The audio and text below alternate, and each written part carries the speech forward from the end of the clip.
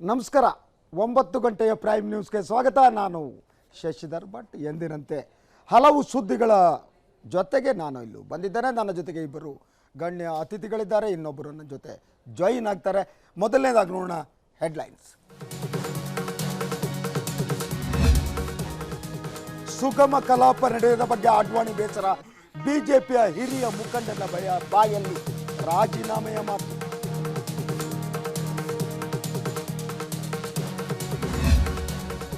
$500,000 note ನಿಷೇಧ ಆಯಿತು. Digital ವ್ಯವಹಾರಕ್ಕೂ lottery ಬಂತು. ಅದೃಷ್ಟವಂತರಿಗೆ ಕೊಡ್ತಾರಂತೆ ₹1 ಕೋಟಿ ಬಹುಮಾನ.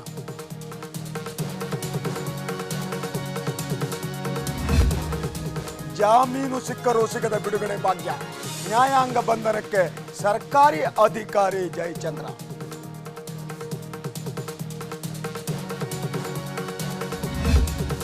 ಜಾಹೀರಾತಿನಂತೆ ಗುಣಮಟ್ಟದಲ್ಲಿಲ್ಲ ಉತ್ಪನ್ನ, ಪತಂಜಲಿ ಸಂಸ್ಥೆಗೆ ₹11 ಲಕ್ಷ ದಂಡ ವಿಧಿಸಿದ ಹರಿದ್ವಾರದ ಹೈಕೋರ್ಟ್.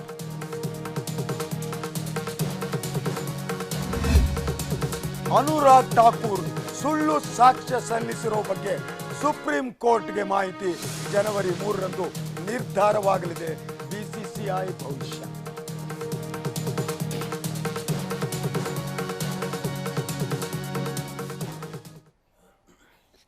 ಇವತ್ತಿನ ಮೊದಲ ಸುದ್ದಿಯನ್ನು ತೆಗೆದುಕೊಳ್ಳೋದಕ್ಕಿಂತ ಮೊದಲು ನಾನು ಅತಿಥಿಗಳನ್ನ ಪರಿಚಯ ಮಾಡಿಕೊಡ್ತೀನಿ. ಮೊದಲನೇದಾಗಿ ನನ್ನ ಬಲಭಾಗದಲ್ಲಿದ್ದಾರೆ ನಮ್ಮ ಸಂಪಾದಕೀಯ ಸಲಹೆಗಾರರಾದ NS ಶಂಕರ್, ಹಾಗೆಯೇ ಕಾಂಗ್ರೆಸ್ ಪಕ್ಷದ ಹಿರಿಯ ನಾಯಕರಾಗಿರುವಂತಹ ಹಾಗೆಯೇ ವಿಧಾನ ಪರಿಷತ್ತಿನ ಸಭಾಧ್ಯಕ್ಷರಾಗಿ ಕೆಲಸ ಮಾಡಿರುವಂಥ VR ಸುದರ್ಶನ್ ಅವರಿಬ್ಬರನ್ನು ಕಾರ್ಯಕ್ರಮಕ್ಕೆ ಸ್ವಾಗತಿಸ್ತಾರೆ. ಹಾಗೆ ಭಾರತೀಯ ಜನತಾ ಪಕ್ಷದ ನಾಯಕರು ಒಬ್ಬರು ಚರ್ಚೆಗೆ ಪಾಲ್ಗೊಳ್ತಾರೆ. ಈಗ ಮೊದಲನೇದು ಸುದ್ದಿಯತ್ತ ನಾವು ಗಮನ ಹರಿಸೋದಾದರೆ, LK ಆಡ್ವಾಣಿ ರಾಜೀನಾಮೆಯ ಮಾತುಗಳನ್ನಾಡಿದ್ದಾರೆ. ಕಲಾಪದಲ್ಲಿ ಈಗೇನಾದರೂ ವಾಜಪೇಯಿ ಇದ್ದಿದ್ರೆ ಅವರು ಕೂಡ ಬೇಸರಗೊಳ್ತಿದ್ರು ಅಂದಿದ್ದಾರೆ. ಅಷ್ಟಕ್ಕೂ ಬಿಜೆಪಿ ಹಿರಿಯ ಮುಖಂಡ ರಾಜೀನಾಮೆಯ ಮಾತುಗಳನ್ನು ಆಡಿದ್ದು ಯಾಕೆ? ಅಡ್ವಾಣಿ ಬೇಸರಕ್ಕೆ ಕಾರಣ ಏನು? ಇಲ್ಲಿದೆ ನೋಡಿ ವರದಿ. ಸುಗಮ ಕಲಾಪ ನಡೆಯದ ಬಗ್ಗೆ ಬೇಸರ, ರಾಜೀನಾಮೆ ಬಗ್ಗೆ ಅಡ್ವಾಣಿ ಮಾತು. ಸಂಸತ್ತಿನ ಚಳಿಗಾಲದ ಅಧಿವೇಶನ ಆರಂಭವಾಗಿ 19 ದಿನಗಳು ಕಳೆದಿವೆ. ಆದರೆ ಸುಗಮ ಕಲಾಪ ನಡೆದಿಲ್ಲ. ಈ ಬಗ್ಗೆ ಬಿಜೆಪಿ ಹಿರಿಯ ನಾಯಕ LK ಅಡ್ವಾಣಿ ತೀವ್ರ ಅಸಮಾಧಾನ ವ್ಯಕ್ತಪಡಿಸಿದ್ದಾರೆ. ನೋಟು ನಿಷೇಧ ಕುರಿತಂತೆ ಸಂಸತ್ನ ಉಭಯ ಸದನಗಳಲ್ಲೂ ತೀವ್ರ ಗದ್ದಲ ಕೋಲಾಹಲ ಮುಂದುವರೆದ ಹಿನ್ನೆಲೆ ಅಡ್ವಾಣಿ ತೀವ್ರ ಬೇಸರ ವ್ಯಕ್ತಪಡಿಸಿದ್ದಾರೆ. ಇವತ್ತು ಕೂಡ ಗದ್ದಲದಿಂದಾಗಿ ಕಲಾಪ ಮುಂದೂಡಿಕೆಯಾಗಿದೆ. ಬಳಿಕ ಬಿಜೆಪಿಯ ಹಿರಿಯ ಮುಖಂಡ ಪಕ್ಕದಲ್ಲೇ ನಿಂತಿದ್ದ ಸಚಿವ ರಾಜನಾಥ್ ಸಿಂಗ್ ಗಮನ ಸೆಳೆಯುವ ರೀತಿ ಸಚಿವ ಸ್ಮೃತಿ ಇರಾನಿ ಬಳಿ ಬೇಸರ ತೋಡಿಕೊಂಡಿದ್ದಾರೆ.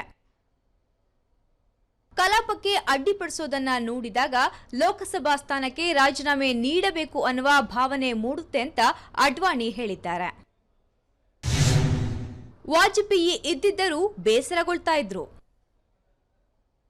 ಸಂಸತ್ತಿನ ಕಲಾಪ ನಡೆಸುವಾಗ ಪ್ರತಿಪಕ್ಷಗಳನ್ನ ವಿಶ್ವಾಸಕ್ಕೆ ತೆಗೆದುಕೊಳ್ಳೋದು ಸರ್ಕಾರದ ಕರ್ತವ್ಯ. ವಿಶ್ವಾಸಕ್ಕೆ ತೆಗೆದುಕೊಳ್ಳುವ ಪ್ರಯತ್ನವನ್ನು ಸರ್ಕಾರ ಈವರೆಗೂ ಮಾಡಿಲ್ಲ. ಈಗಲಾದರೂ ವಿರೋಧ ಪಕ್ಷಗಳೊಂದಿಗೆ ಮಾತುಕತೆ ನಡೆಸುವಂತೆ ಗೃಹ ಸಚಿವ ರಾಜನಾಥ್ ಸಿಂಗ್ಗೆ ಅಡ್ವಾಣಿ ಸಲಹೆ ನೀಡಿದ್ದಾರೆ. ಅಲ್ಲದೆ ಇದೇ ವೇಳೆ ಮಾಜಿ ಪ್ರಧಾನಿ ವಾಜಪೇಯಿ ಅವರನ್ನ ಅಡ್ವಾಣಿ ನೆನಪಿಸಿಕೊಂಡಿದ್ದಾರೆ. ಒಂದು ವೇಳೆ ಇಂದಿನ ಅಧಿವೇಶನದಲ್ಲಿ ಮಾಜಿ ಪ್ರಧಾನಿ ವಾಜಪೇಯಿ ಅವರು ಇದ್ದಿದ್ರೆ ಕಲಾಪ ಬಲಿಯಾಗಿರೋದಕ್ಕೆ ಅವರೂ ಕೂಡ ತುಂಬಾ ಬೇಸರ ವ್ಯಕ್ತಪಡಿಸುತ್ತಿದ್ರು ಅಂತ ಅಡ್ವಾಣಿ ಹೇಳಿದ್ದಾರೆ. ನಾಳೆ ಅಧಿವೇಶನ ಮುಕ್ತಾಯವಾಗಲಿದೆ. ನಾಳೆ ಒಂದು ದಿನವಾದರೂ ಕಲಾಪ ಸುಗಮವಾಗಿ ನಡೆಯಲಿ. ಸ್ಪೀಕರ್ ಸಭೆ ಕರೆದು ನಾಳೆ ಸುಗಮ ಕಲಾಪ ನಡೆಯುವಂತೆ ನೋಡ್ಕೊಳ್ಬೇಕು ಅಂತ ಅಡ್ವಾಣಿ ಆಗ್ರಹಿಸಿದ್ದಾರೆ.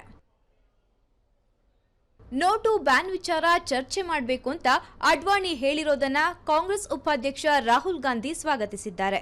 ಈ ಬಗ್ಗೆ ಯಾವುದೇ ಪಕ್ಷ ಭೇದವಿಲ್ಲದೆ ಪ್ರಜಾಪ್ರಭುತ್ವದ ಮೌಲ್ಯಗಳಿಗಾಗಿ ಹೋರಾಟ ಮಾಡ್ತಾ ಇರೋದಕ್ಕೆ ಧನ್ಯವಾದ ಅಂತ ಟ್ವೀಟ್ ಮಾಡಿದ್ದಾರೆ.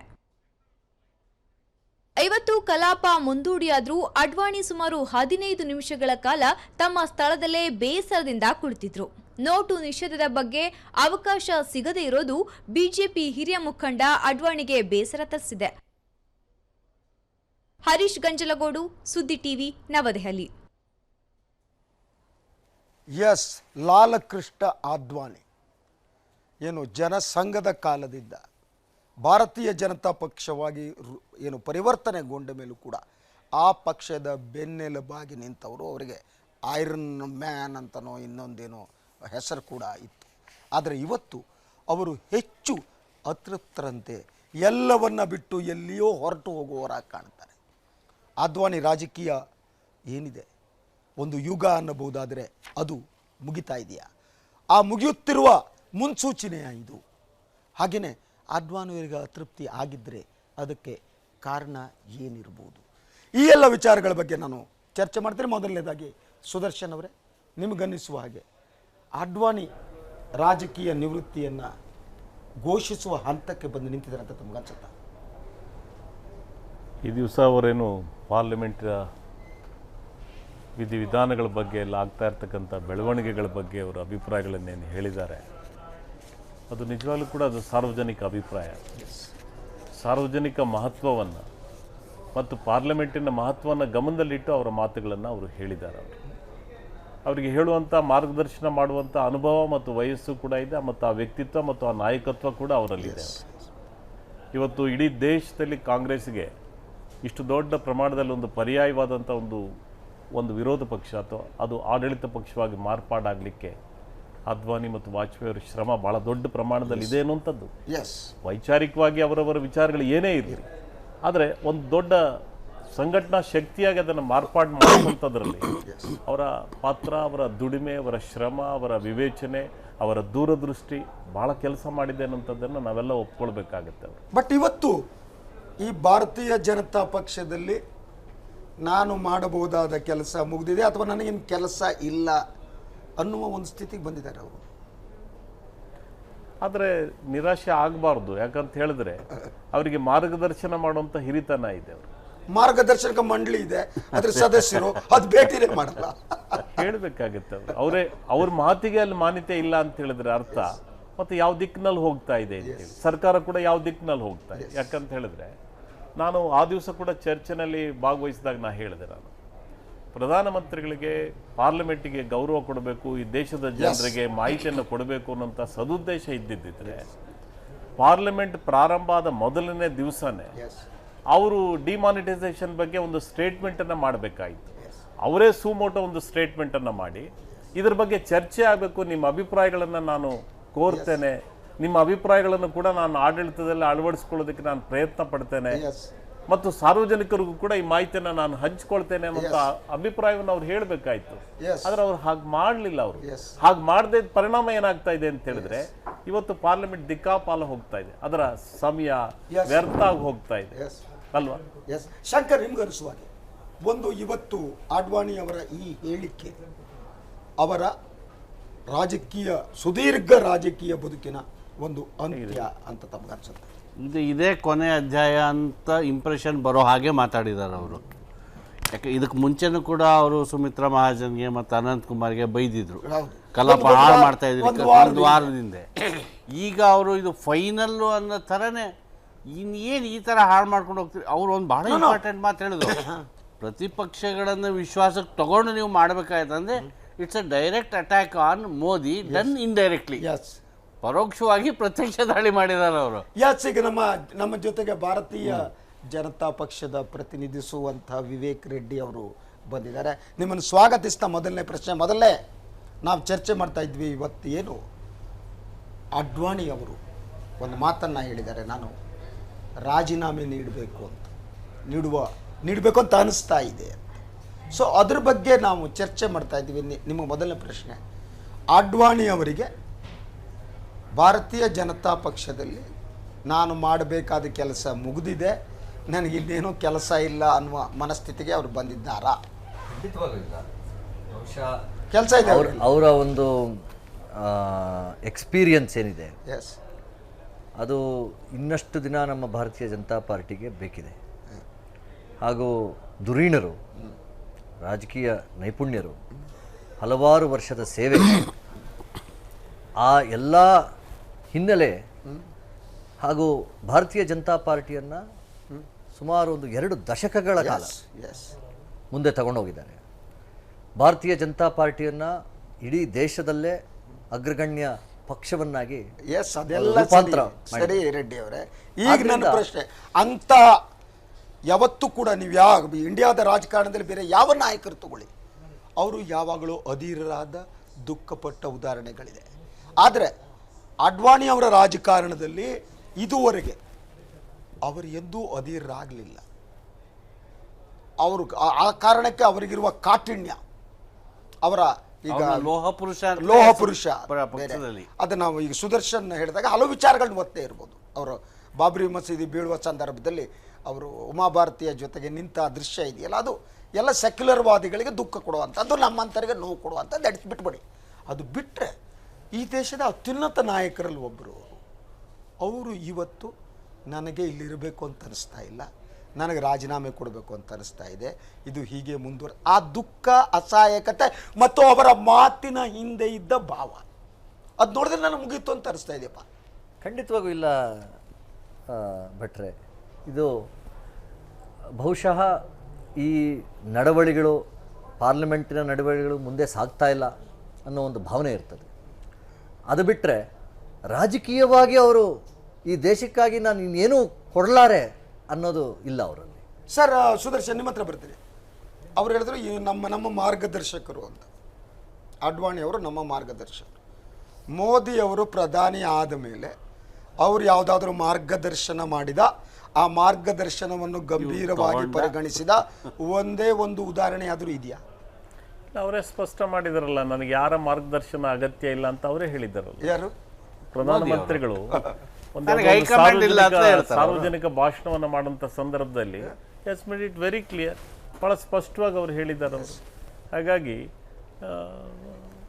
ಅವರಿಗೆ ನಿಜವಾಗ್ಲೂ ಕೂಡ ಪಾರ್ಲಿಮೆಂಟ್ ನಡಿಬೇಕು ಅನ್ನೋಂಥ ಉದ್ದೇಶ ಇದ್ದಿದ್ರೆ ಪ್ರಿಸೈಡಿಂಗ್ ಆಫೀಸರ್ಸ್ನ ವಿಶ್ವಾಸಕ್ಕೆ ತೆಕ್ಕೊಂಡು ವಿರೋಧ ಪಕ್ಷಗಳ ಜೊತೆಗೆ ಒಂದು ಎಕ್ಸರ್ಸೈಸ್ ಅನ್ನು ಪ್ರಾರಂಭ ಮಾಡಿರ್ತಿದ್ರು ಅಲ್ವಾ? ಪಾರ್ಲಿಮೆಂಟ್ ನಿಜವಾಗ್ಲೂ ನಡಿಬೇಕು, ಅನೇಕ ವಿಷಯಗಳಿದ್ದಾವೆ, ಅನೇಕ ವಿಧೇಯಕಗಳಿದ್ದಾವೆ. ಸೊ ಇದು ಇಟ್ಸ್ ಅ ಕಲೆಕ್ಟಿವ್ ರೆಸ್ಪಾನ್ಸಿಬಿಲಿಟಿ. ಬಹಳ ಮುಖ್ಯವಾಗಿ ಸರ್ಕಾರ ಜವಾಬ್ದಾರಿ ತಗೊಳ್ಬೇಕು. ಸರ್ಕಾರಕ್ಕೆ ಆಸಕ್ತಿ ಇಲ್ಲದೆ ಹೋದ್ರೆ, ಸರ್ಕಾರ ಜವಾಬ್ದಾರಿಯನ್ನು ತೆಗೆದುಕೊಳ್ಳದೆ ಹೋದ್ರೆ, ವಿರೋಧ ಪಕ್ಷಗಳು ಅವರು ಎಷ್ಟೇ ಆಸಕ್ತಿಯನ್ನು ತೋರಿಸಿದ್ರು ಕೂಡ ಪಾರ್ಲಿಮೆಂಟ್ ನಡೆಸೋದಕ್ಕೆ ಸಾಧ್ಯ ಆಗೋದಿಲ್ಲ. ಅದಕ್ಕೆ ವಾತಾವರಣ, ಪರಿಸರವನ್ನು ಸೃಷ್ಟಿಸಬೇಕಾಗುತ್ತೆ. ಈಗ ದಿಢೀರನೆ ನಾವು ಆ ಸಬ್ಜೆಕ್ಟ್ ನಾವು ಅದ್ವಾನಿಯಿಂದ ನಂತರ ಅದಕ್ಕೆ ಹೋಗೋಣ. ಶಂಕರ್, ನಮ್ಮಲ್ಲಿ ಸಾಧಾರಣವಾಗಿ ಈಗ ಅದ್ವಾನಿ ಅವರ ಸ್ಥಿತಿ ಬಿಜೆಪಿಯಲ್ಲಿ ಹೇಗಿದೆ ಅನ್ನೋದು ನನ್ನ ಪ್ರಶ್ನೆ.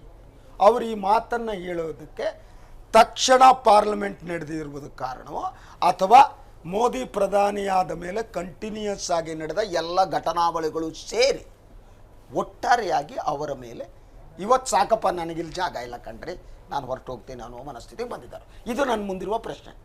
ಅದನ್ನು ತಮಗೆ ಕೇಳ್ತಾ ಇದ್ದೀನಿ, ನಿಮಗನ್ಸುವ ಹಾಗೆ ಒಂದು ಈ 2 ವರ್ಷಗಳ ಕಾಲದಲ್ಲಿ ಪ್ರತಿ ಸಂದರ್ಭದಲ್ಲೂ ಮೋದಿಯವರು ಅಡ್ವಾಣಿಜಿ ಅವರನ್ನು ಸೈಡ್ ಲೈನ್ ಮಾಡ್ತಾ ಮಾಡ್ತಾ ಮಾಡ್ತಾ ಬಂದಿದ್ದಾರೋ ಇಲ್ವೋ, ಅದೇ ಕಾರಣ ಆಗಿರ್ಬೋದು ಅನ್ನೋದು ನನ್ನ ಪ್ರಶ್ನೆ.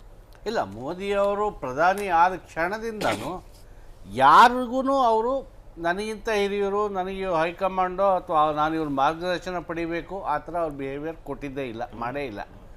ಮತ್ತು ಇವರು ಅಡ್ವಾಣಿಯವರು ಈಗಿನ ಸ್ಥಿತಿ ನೋಡಿದ್ರೆ ಕುರುಕ್ಷೇತ್ರದ ಕೊನೆಗಾಲದಲ್ಲಿ ಭೀಷ್ಮ ಶರಶಯ್ಯ ಮೇಲೆ ಮಲಗಿರ್ತಾನೆ, ಏನೂ ಮಾಡೋಕ್ಕಾಗಲ್ಲ. ಅದು ಕೊನೆ ಉತ್ತರಾಯಣ ಪುಣ್ಯಕಾಲ ಬಂದಪ್ಪ ಅಂತ ಕಾಯ್ತಾ ಇರಬೇಕು. ಆ ಸ್ಥಿತಿಲಿ ಇವತ್ತು ಅಡ್ವಾಣಿ ಅವರು ಇದ್ದಾರೆ ಅನ್ನೋದು ಅವ್ರ ಮಾತುಗಳಲ್ಲಿ ಗೊತ್ತಾಗ್ತದೆ. ಅದ್ರ ಜೊತೆ ನಮ್ಮಲ್ಲಿ ಒಂದಿದೆ, ನಾವು ಯೂಶ್ವಲಿ ಏನು ಮಾಡ್ತೀವಿ ಗೊತ್ತಾ, ದೇವರು ಕೂಡಿಸಿರ್ತೀವಿ. ದೇವರ ಪ್ರತಿ ಮನೆಯಲ್ಲಿ ದೇವರು ಒಳ ಇರುತ್ತೆ, ದೇವ್ರಿಗೂ ಕೂಡ ಕೊಡಿಸಿ ಆ ದೇವರು ಕೂತಿರ್ತಾನೆ. ದೇವ್ರಿಗೆ ಮಂಗಳಾರತಿ ಹಚ್ತೀವಿ, ಕುಂಕುಮ ಹಚ್ತೀವಿ, ಹೂಹಾರ ಹಾಕ್ತೀವಿ, ಬಗೆ ಬಗೆಯ ಭಕ್ಷಾನ್ನಗಳನ್ನೆಲ್ಲ ಮಾಡಿಬಿಟ್ಟು ಇಟ್ಬಿಟ್ಟು ತಗೊಳಪ್ಪ ಅಂತೇಳಿ ಹಿಂಗೆ ಮಾಡಿಬಿಟ್ಟು ಎತ್ಕೊಂಡು ಹೊಂಟು ಹೋಗ್ಬಿಡ್ತೀವಿ. ಈ ಅದ್ವಾನಿ ಅವರ ಈ ಮಾರ್ಗದರ್ಶಕ ಮಂಡಳಿ ಏನಿದೆ ಅವ್ರ ಸದಸ್ಯರು ಅವ್ರಿಗೆ ನೈವೇದ್ಯನೂ ಕೊಟ್ಟಿಲ್ಲ. ದೇವ್ರಿಗಾದ್ರೂ ನೀವು ನೈವೇದ್ಯ ತೋರ್ಕೆಗಾದ್ರೂ ಅಲ್ಲಿ ಇಟ್ಟು ಕಣ್ಣು ಗೊತ್ಕೊಂಡು ತಗೊಂತೀರಿ, ದೇವ್ರ ಸ್ವೀಕರಿಸ್ತಾ ಅದರಿಂದ ನಾನು ಮುಂದಕ್ಕೆ ಸ್ವೀಕರಿಸ್ಬೋದು. ಇಲ್ಲ, ಪ್ರಶ್ನೆನೇ ಇಲ್ಲ. ಈ ದೇವರಿಗೆ ಹಣ್ಣು ಹಂಪಲೂ ಇಲ್ಲ, ಮಂಗಳಾರತಿ ಇದೆ. ಒಂದು ವಿಷಯವನ್ನ ನಾವು ಮರಿತಾ ಇದ್ದೀವಿ. ನರೇಂದ್ರ ಮೋದಿಯವರು ಪ್ರಧಾನಿಯ ಒಂದು ಪದವಿಗೆ ಬಂದ ನಂತರ ಬಹುಶಃ ಅನೇಕ ಜವಾಬ್ದಾರಿಯುತವಾದ ನಿರ್ಣಯಗಳನ್ನ ತಗೊಬೇಕಾಗಿರೋ ಒಂದು ಪರಿಸ್ಥಿತಿಯಲ್ಲಿ ನಾಯಕತ್ವನೂ ಬೇಕಾಗುತ್ತೆ. ಆ ನಾಯಕತ್ವದಲ್ಲಿ ಸ್ವಲ್ಪ ದಿಟ್ಟತನ ಬೇಕಾಗುತ್ತೆ. ಅದನ್ನು ನಾವು ಬಹುಶಃ ಬೇರೆಯವ್ರನ್ನ ಅವರು ಬೇರೆಯವ್ರ ಬಗ್ಗೆ ಅವರು ಚಿಂತನೆ ಮಾಡ್ತಾ ಇಲ್ಲ ಅನ್ನೋ ಒಂದು ಧೋರಣಿ ಧಾಟಿನಲ್ಲಿ ನಾವು ನೋಡಿದ್ರೆ ಅದಾಗ ಕಾಣಿಸುತ್ತೆ. ಹಾಗಲ್ಲ. ಆದರೆ ನೋ ವಿಷಯ ಏನಂತಂದರೆ, ನೀವೊಂದು 120 ಕೋಟಿ ಜನಸಂಖ್ಯೆ ಉಳ್ಳ ಒಂದು ದೇಶದ ನಾಯಕತ್ವವನ್ನು ತಗೊಂಡಾಗ, ಆ ದೇಶದ ನಾಯಕತ್ವವನ್ನು ಹೊರಿಸ್ಕೊಂಡಾಗ ನೀವು ಕೂಡ ಡೆಲಿವರ್ ಮಾಡಬೇಕಾಗುತ್ತೆ. ಆ ಡೆಲಿವರಿ ಮಾಡಿದಾಗ ನಿಮ್ಗೆ ಅನ್ಸುತ್ತೆ, ಏನಪ್ಪ ಇದು ಇವರು ನಾನು ಹಂಗೆ ಹೇಳ್ತಾನೆ ಏಕಾಏಕಿ ಡೈಲಾಗ್ ಡೆಲಿವರಿ ಮಾಡಿದ್ರೆ ಸಾಕಾಗೋದಿಲ್ಲ, ಡೈಲಾಗ್ ಡೆಲಿವರಿ ಮಾಡ್ತಿದ್ದಾರೆ, ಚೆನ್ನಾಗೇ ಮಾಡ್ತಾ ಇದಾರೆ ಅವರು. ಆದ್ರೆ ಇಲ್ಲಿ ಡೆಲಿವರಿ ನೋಡ್ತಾ ಇದ್ದೀರಲ್ಲ, ಡೆಲಿವರಿ ನೋಡ್ತಾ ಇದ್ದೀರಾ. ನನ್ನ ಪ್ರಶ್ನೆ ಅದಲ್ವೇ ಇಲ್ಲ. ಆಡ್ವಾಣಿ ಅವರನ್ನ ನಾನು ಕೇವಲ ಬಿಜೆಪಿ ನಾಯಕ ಅಂತ ಪರಿಗಣಿಸಲ್ಲ. ಈ ದೇಶದ ಅತ್ಯುನ್ನತ ನಾಯಕರಲ್ಲಿ ಒಬ್ಬರಾಗಿರುವವರು. ಆ ಕಾರಣಕ್ಕೆ ನನಗೆ ಇದು ವಿಷಯ ಮಹತ್ವ ಅಂತ. ಅದೇ ನೀವು ಹೇಳಿದಾಗೆ ಬಾಬ್ರಿ ಮಸೀದಿ ಘಟನೆಯನ್ನು ಹೊರತುಪಡಿಸಿ ನಾನು ಅದನ್ನ ಕ್ಲಾರಿಫೈ ಮಾಡಿಬಿಟ್ಟಿದ್ರೆ ಅದಕ್ಕೆ ನಾವು ಒಪ್ಪಕ್ಕೆ ಸಾಧ್ಯ ಇಲ್ಲ. ಆ ರೀತಿ ಎಲ್ಲರ ವ್ಯಕ್ತಿತ್ವದಲ್ಲೂ ಇರಬಹುದಾದ ದೋಷಗಳಂತೆ ಕೆಲವು ದೋಷಗಳು ಅಡ್ವಾಣಿ ನಮ್ಮ ತಾತ್ವಿಕ ಭಿನ್ನಾಭಿಪ್ರಾಯ ಬೇರೆ ಇದೆ, ಅದು ಬೇರೆ ವಿಷಯ ಬೇರೆ. ಅದನ್ನ ಸ್ಟೇಚರ್ನ ಒಬ್ಬ ನಾಯಕರಾಗಿ ಹಾಗೆ ಅದರ ಜೊತೆಗೆ ಕಾಂಗ್ರೆಸ್ಸೇತರ ರಾಜಕಾರಣವನ್ನು ಕಟ್ಟುವಲ್ಲಿ ಅವರ ಪಾತ್ರ ಇದ್ದಿದ್ದು. ಈಗ ಹಲವು ಕಾರಣಗಳಿಗಾಗಿ ನಾನು ಅವರನ್ನು ಗೌರವಿಸ್ತೇನೆ, ಕೆಲವು ಕಾರಣಗಳಕ್ಕಾಗಿ ಗೌರವಿಸಲ್ಲ. I am very much clear about that. ನಾನು ಆ ಕಾರಣಕ್ಕೆ ಅವ್ರ ಬಗ್ಗೆ ನಾನು ಚರ್ಚೆಗೆ ಎತ್ಕೊಂಡಿದ್ದೀನಿ. ಒಂದು ರಾಜಕೀಯ ಪಕ್ಷ ತನ್ನ ಪಕ್ಷದ ಅತ್ಯುನ್ನತ ನಾಯಕನಿಗೆ ಕೊಡಬೇಕಾದ ಗೌರವವನ್ನು, ಅಥವಾ ವಿದಾಯ ಹೇಳೋದಕ್ಕೂ ಒಂದು ವಿಧಾನ ಇರುತ್ತೆ, ವಿದಾಯ ಹೇಳುವುದಕ್ಕೂ ಒಂದು ವಿಧಾನ ಇದೆ. ಆದರೆ ವಿದಾಯ ಹೇಳುವುದಕ್ಕೆ ಬೇಕಾದ ವಿಧಾನವನ್ನು ಕೂಡ ಅನುಸರಿಸಲಾಗ್ತಾ ಇಲ್ಲ ಅನ್ನುವ ಅನುಮಾನ ನನಗಿದೆ. I want your defence. ಖಂಡಿತವಾಗೂ ಇಲ್ಲ. ಬಹುಶಃ ಈ ಒಂದು ಪಾರ್ಲಿಮೆಂಟಿನ ನಡವಳಿಗಳ ಬಗ್ಗೆ ಅವರು ತೋರಿಸ್ತಾ ಇರೋ ಒಂದು ಧೋರಣೆ ಇರ್ಬೋದು, ಆದರೆ ರಾಜಕೀಯವಾಗಿ ಅವರ ಒಂದು ಉನ್ನತವಾದ ಒಂದು ವರ್ಚಸ್ಸೇನಿದೆ, ಅವರ ಒಂದು ಎಕ್ಸ್ಪೀರಿಯನ್ಸ್ ಏನಿದೆ, ಮಾತಿನ ಮಂಟಪ ಕಟ್ಟಬೇಡಿ. ನನಗೆ ಹೇಳಿ, ಇವರು ಬಂದ್ಮೇಲೆ ಯಾವ ವಿಚಾರಗಳಿಗೆ ಸಂಬಂಧಪಟ್ಟ ಹಾಗೆ ತಮ್ಮ ಪಕ್ಷ ಅದ್ವಾನಿ ಅವರ ಮಾರ್ಗದರ್ಶನ ತಗೊಂಡಿದೆ? ಒಂದು ಉದಾಹರಣೆ ಕೊಡಿ ನನಗೆ ಸಾಕು. ಒಂದು ಉದಾಹರಣೆ ಕೊಡಿ. ಯಾವ ವಿಚಾರದಲ್ಲಿ ಅವರು ಬಹಿರಂಗವಾಗಿ ಕೊಟ್ಟ ಸಲಹೆಯನ್ನು ಕೂಡ ಪಕ್ಷವಾಗಲಿ ಸರ್ಕಾರವಾಗಲಿ ಸ್ವೀಕರಿಸಿಲ್ಲ. ನೀವಿಲ್ಲ ಅಂತ ಹೇಗೆ ಹೇಳ್ತೀರಾ? ನೀವು ಕೊಡಿ ಸರ್. ನಿಮ್ಗೆ ಬಹಿರಂಗವಾಗಿ ಪಬ್ಲಿಕ್ ಮುಂದೆ ಮಾಡಬೇಕು ಅಂತ ಏನಾನ ಇದೆಯಾ? ಇದು ಪಕ್ಷದ ಒಂದು ಚೌಕಟ್ಟಿನಲ್ಲಿ ಹಿರಿಯರಾದ ಅದ್ವಾನಿ ಅವರು ಯಾವತ್ತೂ ಕೂಡ ಬೆಂಬಲ ನೀಡ್ತಾ ಇದ್ದಾರೆ, ಯಾವತ್ತೂ ಕೂಡ ಅಡ್ವೈಸ್ ನೀಡ್ತಾ ಇದ್ದಾರೆ. ನಾವು ಅದನ್ನ ಬಹಳ ಮೇಲಿನ ಮೇಲೆ ನೋಡ್ಬಿಟ್ಟು ಏನು ಇಲ್ಲ ಅಂತ ಹೇಳಿ Young leader, I know that definitely. ನಮಗ್ ಗೊತ್ತಿಲ್ಲಪ್ಪ, ನನಗೆ ಗೊತ್ತಿಲ್ಲ. ಅವರು ಈಗ ಪ್ರಧಾನಿ ಅವರು ಅವರನ್ನ ಮನೆಗೆ ಕರೆದು ಅಡಿಗೆ ಮನೆಯಲ್ಲೆಲ್ಲೋ ಕೂತು ಇನ್ನೆಲ್ಲ ಕೂತು ಅವ್ರ ಮಾರ್ಗದರ್ಶನ ಅಥವಾ ಗುಪ್ತವಾಗಿ ತಗೊಂಡಿರ್ಬೋದು, ನನಗೆ ಗೊತ್ತಿಲ್ಲ. ಆದ್ರಿಂದ ಸಾರ್ವಜನಿಕ ಮಂಚದ ಮೇಲೆ ಸಾರ್ವಜನಿಕವಾಗಿ ಏನಿದೆ ಅನ್ನೋದ ಆಧಾರದ ಮೇಲೆ ಮತ್ತು ಒಂದೇನು ಅಂದ್ರೆ ಸರ್ ಮುಗಿಸ್ಬಿಡ್ತೀನಿ. ಅದ್ವಾನಿ ಅವರು ಆಗಾಗ ಕೊಟ್ಟ ಹೇಳಿಕೆಗಳು, ಅವ್ರ ಯಾವ್ಯಾವ ಹೇಳಿಕೆಗಳು ಅದರ ಆಧಾರದ ಮೇಲೆ ಮಾತಾಡ್ತೀನಿ. ಆ ಹೇಳಿಕೆಗಳು ಯಾವಾಗ ಕೊಟ್ಟಿದ್ರು ಕೇಳಿದ್ರೆ ನಾನು ನಿಮ್ಮ ಮುಂದೆ ಇಡ್ತೀನಿ. ಇದೆಲ್ಲ ಕಪೋಲ ಕಲ್ಪಿತ ಸರ್. ನಾನು ಆ ನಿಟ್ಟಿನಲ್ಲಿ ಆ ದೃಷ್ಟಾಂತದಲ್ಲಿ ನೀವು ನೋಡ್ತಾ ಇರೋ ಹಾಗೆ ಅಲ್ಲಿಲ್ಲ. ಖಂಡಿತ ನಾನು ಹೇಳ್ತಾ ಇದ್ದೀನಿ, ಅವ್ರು ಕೊಲಾಬರೇಟ್ ನಮ್ಮ ವೀಕ್ಷಕರೇ ಕೊಡಿ ಸರ್. ಅದ್ವಾನಿ ಅವರು ಈ ಸಲಹೆ ಕೊಟ್ಟಿದ್ರು, ಪ್ರಧಾನಿ ಅವರನ್ನು ಒಪ್ಪಿದ್ರು. ಈ ಸಲಹೆ ಕೊಟ್ಟಿದ್ರು, ನರೇಂದ್ರ ಮೋದಿ ಅವರೇ ಯಾಕೆ ಅದ್ವಾನಿ ಅವರ ಹತ್ರ ಹೋಗಿದ್ದಾರೆ? ನರೇಂದ್ರ ಮೋದಿ ಅವರು ಅವರಿಂದ ಎಲ್ಲ ಅಡ್ವೈಸು ತಗೊಂಡಿದ್ದಾರೆ. ಈಗೇನಾಗಿದೆ ನಮ್ಮಲ್ಲಿ ಕಳೆದ ಅವರು ಪ್ರಧಾನಿ ಆದ ಮೇಲೆ ಅದ್ವಾನಿ ಅವರು ಯಾವ್ಯಾವ ವಿಚಾರದಲ್ಲಿ ಒಂದು ಅಸಮಾಧಾನ ವ್ಯಕ್ತಪಡಿಸಿದ್ರು, ಸಲಹೆ ಕೊಟ್ಟರು. ಒಂದು ವಿಷಯ ಇದೆ ನಾನು ಹೇಳ್ತೀನಿ ಇಲ್ಲಿ, ನಾನು ಡಿಫೆನ್ಸ್ಗಾಗಿ, ಯಾಕಂದ್ರೆ ನೀವು ಅಷ್ಟು ಕೇಳ್ತಾ ಇದ್ದೀರಾ, ನನ್ನ ಡಿಫೆನ್ಸ್ಗಾಗಿ ನಾನು ಹೇಳಬೇಕಾಗುತ್ತೆ. ನರೇಂದ್ರ ಮೋದಿ ಅವರು ಮಾಡ್ತಾ ಇರೋ ಒಂದು ಕೆಲಸಗಳಿಗೆ ಈಗ ಯಾರೂ ಕೂಡ ಅದಕ್ಕೆ ವಿರೋಧವಾಗಿ ಅದರ ಬಗ್ಗೆ ಚಕಾರ ಎತ್ತಲಿಕ್ಕೆ ಕಷ್ಟ ಆಗಿದೆ, ಮೀಡಿಯಾ ಆಗಲಿ ಅಥವಾ ವಿರೋಧ ಪಕ್ಷಗಳಾಗಲಿ ತಕ್ಕ ಮಟ್ಟಿಗೆ. ಯಾಕಂದ್ರೆ ಅಂತ ಒಂದು ಸರ್ಕಾರವನ್ನು ಕೊಡ್ತಾ ಇದ್ದಾರೆ. ಆದ್ರೆ ಈ ಅಪ್ರೋಚ್ ಏನಿದೆ ಅದ್ವಾನಿ ಈ ಅಪ್ರೋಚ್ ಏನಿದೆ ಅದ್ವಾನಿ ಅವರು ನೀವು ಅದ್ವಾನಿ ಅವ್ರನ್ನ ಹೋಗ್ತಾ ಇಲ್ಲ. ಯಾಕೆ ಗೊತ್ತಾ ನಿಮ್ಗೆ? ಮೀಡಿಯಾ ಯಾವ್ಯಾವ ಮೀಡಿಯಾ ಯಾಕೆ ಹಾಂಗ್ ಮಾಡುತ್ತೆ, ಯಾಕೆ ಸಪೋರ್ಟ್ ಮಾಡುತ್ತೆ ಅನ್ನೋದು ಮೀಡಿಯಾ ಪಕ್ಷದ ಒಳಗಡೆ ನೀವು ಹೇಳಿದ ಮೊದಲ ಪಾರ್ಟ್ ಆ ವಾಚ್ ಡಾಗ್ಗೆ ಇವತ್ತು ಒಂದು ವಾಚ್ ಡಾಗ್ಗೆ ನಿಮ್ಗೆ ಇನ್ಫಾರ್ಮೇಶನ್, ನ್ಯೂಸ್, ಸ್ಕ್ಯಾಂಡಲ್ಸ್ ಏನೂ ಇಲ್ಲ. ಒಂದು ಒಳ್ಳೆಯ ಸರ್ಕಾರ ಒಳ್ಳೆಯ ಹಾದಿನಲ್ಲಿ ಹೋಗ್ತಾ ಇದೆ. ಒಂದ್ ನಿಮಿಷ, ಆದ್ರೆ ಆದ್ರೆ ಅದ್ವಾನಿ ಅವ್ರನ್ನ ಮಾಡ್ಬಿಟ್ರ, ಅದ್ವಾನಿ ಅವ್ರನ್ನ ಕಡೆಗಣಿಸಿದ್ರ ಅಂತ ಈ ಥಿಯರಿ ಏನಿದೆಯಲ್ಲ, ಒಂದೇ ಒಂದು ಫ್ಯಾಕ್ಟ್ ವಿವೇಕ್ ರೆಡ್ಡಿ ಅವರೇ, ಈಗ ಒಂದೇನು ಅಂತಂದ್ರೆ ವಿವೇಕ್ ರೆಡ್ಡಿ ಅವರೇ, ಒಂದ್ ನಿಮಿಷ, ದೇಶದ ರಾಜಕಾರಣದ ಒಂದು ಲೀಡರ್ಶಿಪ್ನ, ಒಂದು ನಾಯಕತ್ವವನ್ನ ನಮ್ಮ ಪ್ರಜಾಪ್ರಭುತ್ವದ ಅಡಿ ಒಬ್ಬ ಲೀಡರ್ ಆಫ್ ದಿ ಹೌಸ್ಗೆ ಕೊಟ್ಟಿದ್ದೀವಿ. ಆ ನಾಯಕತ್ವವನ್ನು ನಿಭಾಯಿಸ್ತಾ ಇದ್ದಾರೆ. ಆ ನಾಯಕತ್ವದ ಬಗ್ಗೆ ಮಾತಾಡಿ, ಆ ನಾಯಕತ್ವದ ನಂಟುಗಳ ಬಗ್ಗೆ ಮಾತಾಡಬೇಡಿ, ಇದೇಗಿದೆ ಅದೇಗಿದೆ ಅಂತ. ಆ ಅಪ್ರೋಚ್ ಬಹುಶಃ ಸಂಬಂಧ. ನಾನು ಕೇಳಿದ ಸ್ಪೆಸಿಫಿಕ್ ಅಲ್ಲ ವಿವೇಕ್ ರೆಡ್ಡಿ ಅವ್ರಿಗೆ ನಾ ಏನು ಹೇಳ್ತೇನೆ ಅಂದ್ರೆ, ನಿಮ್ಮ ಆಂತರಿಕವಾದಂಥ ಪಕ್ಷದ ವಿಚಾರಗಳಾದರೆ ನಾವ್ಯಾರು ಪ್ರಶ್ನೆ ಮಾಡ್ಲಿಕ್ಕೆ ಹೋಗೋದಿಲ್ಲ. ಯಾವ ಪಕ್ಷ ಯಾವ ಅಡಿನಲ್ಲಿ ಹೇಗೆ ಕಾರ್ಯಕ್ರಮಗಳನ್ನು ಹಾಕ್ಕೋಬೇಕು, ಯಾರ ವಿಷಯನ ಯಾರು ತಗೋಬೇಕು, ಯಾವುದನ್ನು ಇಂಪ್ಲಿಮೆಂಟ್ ಮಾಡಬೇಕು ಮಾಡಬಾರ್ದು ಅನ್ನೋಂಥದ್ದು ಆಯಾ ಒಂದ್ ನಿಮಿಷ ಅದ್ರ ವಿವೇಕ್ ಪ್ರಶ್ನೆ ಅಂತ ಹೇಳಿದ್ರೆ ಒಂದು ಸಾರ್ವಜನಿಕ ಮಹತ್ವದ ವಿಷಯಗಳಿಗೆ ಸಂಬಂಧಪಟ್ಟಾಗ ನಾವು ಮಾತಾಡ್ತಿರೋಂಥದ್ದು. ಅದ್ವಾನಿ ಅವ್ರು ಮಾತಾಡಿರುವಂಥದ್ದು ಯಾವುದು? ಪಾರ್ಲಿಮೆಂಟ್ ಈ ರೀತಿಯಾಗಿ ನಡ್ಕೊಂಡು ಹೋಗ್ತಕ್ಕಂಥದ್ದು ಸರಿಯಲ್ಲ. ನೀವು ವಿರೋಧ ಪಕ್ಷದವ್ರನ್ನು ಸಹಕಾರವನ್ನು ತೆಗೆದುಕೊಂಡು ಪಾರ್ಲಿಮೆಂಟನ್ನು ಲೋಕಸಭೆಯನ್ನು ನಡೆಸ್ಕೊಂಡು ಹೋಗಿ ಅಂತ ಹೇಳುವಂಥದ್ದು ಒಂದು ಸಾರ್ವಜನಿಕ ಮಹತ್ವದ ಪ್ರಶ್ನೆ, ಒಂದು ಪಾರ್ಲಿಮೆಂಟಿನ ಮಹತ್ವದ ಪ್ರಶ್ನೆ. ಇದನ್ನು ದೇಶದ ಎಲ್ಲ ಜನ ಕೂಡ ಚರ್ಚೆ ಮಾಡೋದಕ್ಕೆ ಖಂಡಿತವಾಗಿ ಹಕ್ಕಿದೆ, ಜವಾಬ್ದಾರಿ ಇದೆ. ಒಂದು ವಾರದಿಂದ ಸಲಹೆ ಕೊಟ್ಟರು ಮಾಡಿದ್ರ ನೀವು? ಖಂಡಿತವಾಗಿ. ಇವತ್ತು ಮತ್ತೆ ಬೇಸರದಿಂದ ಹೇಳಿದ್ರು ಮಾಡಿದ್ರೆ ನೀವು ಹೇಳ್ತೀರಿ ಮಾಡಿದ್ರ ನೀವು ಅಂತಂದ್ರೆ ಆ ಪರಿಸರವನ್ನ ಸೃಷ್ಟಿಸಬೇಕಾಗಿರೋ ಒಂದು ಹೊಣೆಗಾರಿಕೆನೂ ಇದೆ ಕಾಂಗ್ರೆಸ್ನಲ್ಲಿ. ಈಗ ನಿಭಾಯಿಸ್ತೀರಾ ಮಾಡ್ಲಿಲ್ಲ ಅಂತ ಅದ್ವಾನಿ ಮೇಲೆ ಹೇಳೋದು ತಪ್ಪು. ಒಂದು. ಎರಡನೇದು ಏನಂದ್ರೆ, ಇವತ್ತು ನಮ್ಗೆ ಅದ್ವಾನಿ ಅವ್ರು ಹೇಳ್ತಾ ಇರೋ ಒಂದು ಗಂಭೀರವಾದ ಮಾತು ನಮ್ಗೆಲ್ರಿಗೂ ಮನದಟ್ಟಾಗಿದೆ. ಅದನ್ನ ನಾವು ಪರಿಪಾಲಿಸಲೇಬೇಕು. ಸಂಸದಿನ ಒಂದು ವ್ಯವಸ್ಥೆ, ಒಂದು ಒಕ್ಕೂಟದಲ್ಲಿ ಅದನ್ನ ಮುಂದೆ ತಗೊಂಡು ಹೋಗ್ಲೇಬೇಕು.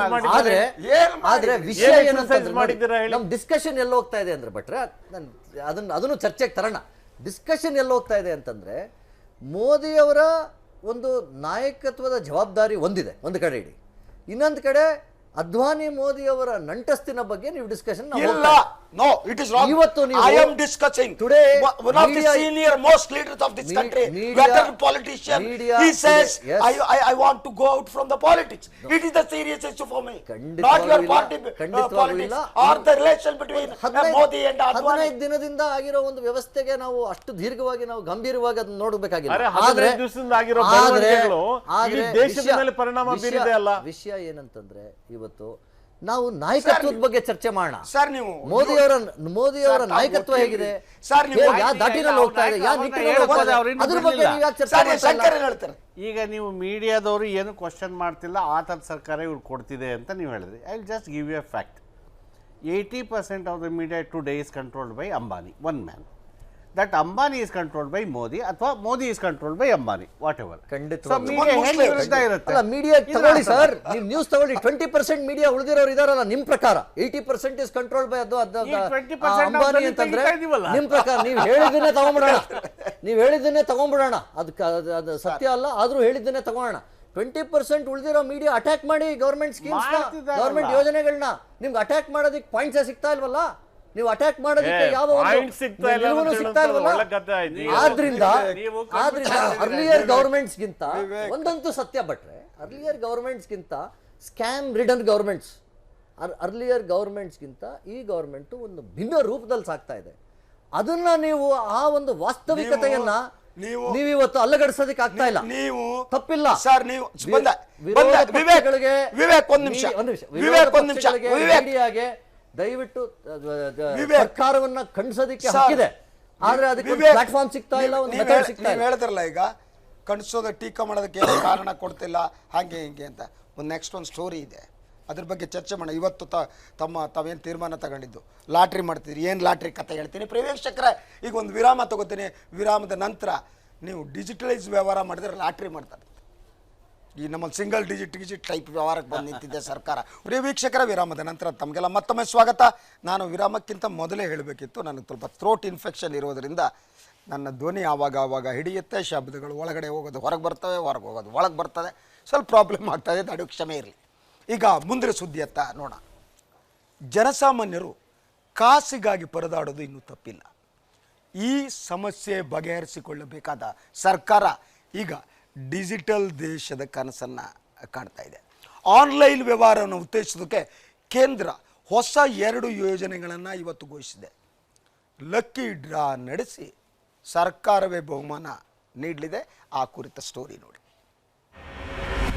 ಕೇಂದ್ರದಿಂದ ಆನ್ಲೈನ್ ವ್ಯವಹಾರಕ್ಕೆ ಉತ್ತೇಜನ, ಗ್ರಾಹಕರಿಗೆ ವ್ಯಾಪಾರಿಗಳಿಗೆ ಬಂಪರ್ ಬಹುಮಾನ. ನೋಟ್ ಬ್ಯಾನ್ ಬೆನ್ನಲ್ಲೇ ದೇಶವನ್ನ ಡಿಜಿಟಲೀಕರಣಗೊಳಿಸಲು ಕೇಂದ್ರ ಸರ್ಕಾರ ಹೊರಟಿದೆ. ನಗದು ರಹಿತ ವಹಿವಾಟು ಉತ್ತೇಜನಕ್ಕಾಗಿ ಸರ್ಕಾರ ಹೊಸ ಕ್ರಮ ಕೈಗೊಂಡಿದೆ. ಲಕ್ಕಿ ಡ್ರಾ ಹೆಸರಿನಲ್ಲಿ 2 ಯೋಜನೆಗಳನ್ನ ಘೋಷಿಸಿದೆ. ಲಕ್ಕಿ ಗ್ರಾಹಕ ಯೋಜನೆ ಮತ್ತು ಡಿಜಿ ಧನ್ ಯೋಜನೆಗಳನ್ನ ಇವತ್ತು ನೀತಿ ಆಯೋಗದ ಸಿಇಒ ಘೋಷಿಸಿದ್ರು. There will be 2 schemes which will be launched. One is the Lucky Grahak Yojana. The first is the Lucky Grahak Yojana and the second is the Digi Dhan Vyapari Yojana. ಈ 2 ಯೋಜನೆಗಳು 50 ರೂಪಾಯಿಯಿಂದ 3,000 ರೂಪಾಯಿವರೆಗೂ digital ವಹಿವಾಟು ನಡೆಸುವ ಗ್ರಾಹಕರು ಮತ್ತು ವ್ಯಾಪಾರಿಗಳಿಗೆ ಅನ್ವಯವಾಗುತ್ತೆ. ಯೋಜನೆ ಡಿಸೆಂಬರ್ 25ರಿಂದ ಆರಂಭವಾಗಲಿದೆ. ಯೋಜನೆ ಆರಂಭಗೊಂಡ 100 ದಿನಗಳವರೆಗೆ 15,000 ವಿಜೇತರಿಗೆ ತಲಾ 1,000 ರೂಪಾಯಿ ಬಹುಮಾನ ಸಿಗಲಿದೆ. 2017ರ ಏಪ್ರಿಲ್ 14ರಂದು ದೊಡ್ಡ ಬಹುಮಾನಕ್ಕಾಗಿ ಲಕ್ಕಿ ಡ್ರಾ ನಡೆಯುತ್ತೆ. ಆಯ್ಕೆಯಾಗೋ ಅದೃಷ್ಟವಂತರಿಗೆ 1 ಕೋಟಿ ಬಹುಮಾನ ಸಿಗಲಿದೆ. ದಿನದ ಅದೃಷ್ಟವಂತರು, ವಾರದ ಅದೃಷ್ಟವಂತರು ಹಾಗೆ ದೊಡ್ಡ ಬಹುಮಾನ ಪಡೆಯೋ ಅದೃಷ್ಟವಂತರಿಗೆ 1 ಕೋಟಿ ರೂಪಾಯಿವರೆಗೆ ಬಹುಮಾನ ನೀಡುವುದಕ್ಕೆ ಕೇಂದ್ರ ನಿರ್ಧರಿಸಿದೆ. ದೇಶದಲ್ಲಿ ಕೇವಲ 5% ಮಾತ್ರ ಡಿಜಿಟಲ್ ವ್ಯವಹಾರ ನಡೀತಾ ಇದೆ. ಕ್ಯಾಶ್ಲೆಸ್ ವ್ಯವಹಾರದ ಮೂಲಕ ಆಂದೋಲನ ಮಾಡ್ತಾ ಇದ್ದೀವಿ. ಈ ಯೋಜನೆಗೋಸ್ಕರ 340 ಕೋಟಿ ರೂಪಾಯಿ ವೆಚ್ಚ ಮಾಡ್ತಿದ್ದೀವಿ ಅಂತ ನೀತಿ ಆಯೋಗದ ಸಿಇಒ ಅಮಿತಾಬ್ ಕಾಂತ್ ಹೇಳಿದ್ದಾರೆ. ಗ್ರಾಹಕರಿಗೆ ಸಿಗುವ ಬಹುಮಾನ, ಗ್ರಾಹಕರಿಗೆ ಪ್ರಥಮ 1 ಕೋಟಿ, ದ್ವಿತೀಯ 50 ಲಕ್ಷ ರೂಪಾಯಿ ಹಾಗೂ ತೃತೀಯ 25 ಲಕ್ಷ ರೂಪಾಯಿ ಸಿಗಲಿದೆ. ಇನ್ನು ವ್ಯಾಪಾರಿಗಳಿಗೆ ಪ್ರಥಮ 50 ಲಕ್ಷ ರೂಪಾಯಿ, ದ್ವಿತೀಯ 25 ಲಕ್ಷ ರೂಪಾಯಿ ಹಾಗೂ ತೃತೀಯ 5 ಲಕ್ಷ ರೂಪಾಯಿ ಸಿಗಲಿದೆ. ನೋಟ್ ಬ್ಯಾನ್ ನಂತರ ಕೇಂದ್ರ ಸರ್ಕಾರ ಪೆಟ್ರೋಲ್ ಬಂಕ್, ಹೆದ್ದಾರಿ ಟೋಲ್, ರೈಲ್ವೆ ಟಿಕೆಟ್ಗಳಿಗಾಗಿ ಕ್ಯಾಶ್ಲೆಸ್ ವ್ಯವಹಾರ ನಡೆಸೋರಿಗೆ ತೆರಿಗೆಯಲ್ಲಿ ಕಡಿತಗೊಳಿಸಿತ್ತು. ಈ ಕ್ರಮ ಘೋಷಿಸಿ ಇನ್ನು ವಾರ ಕಳೆದಿಲ್ಲ. ಆಗಲೇ ಲಕ್ಕಿ ಡ್ರಾ ಯೋಜನೆ ಘೋಷಿಸಿದೆ.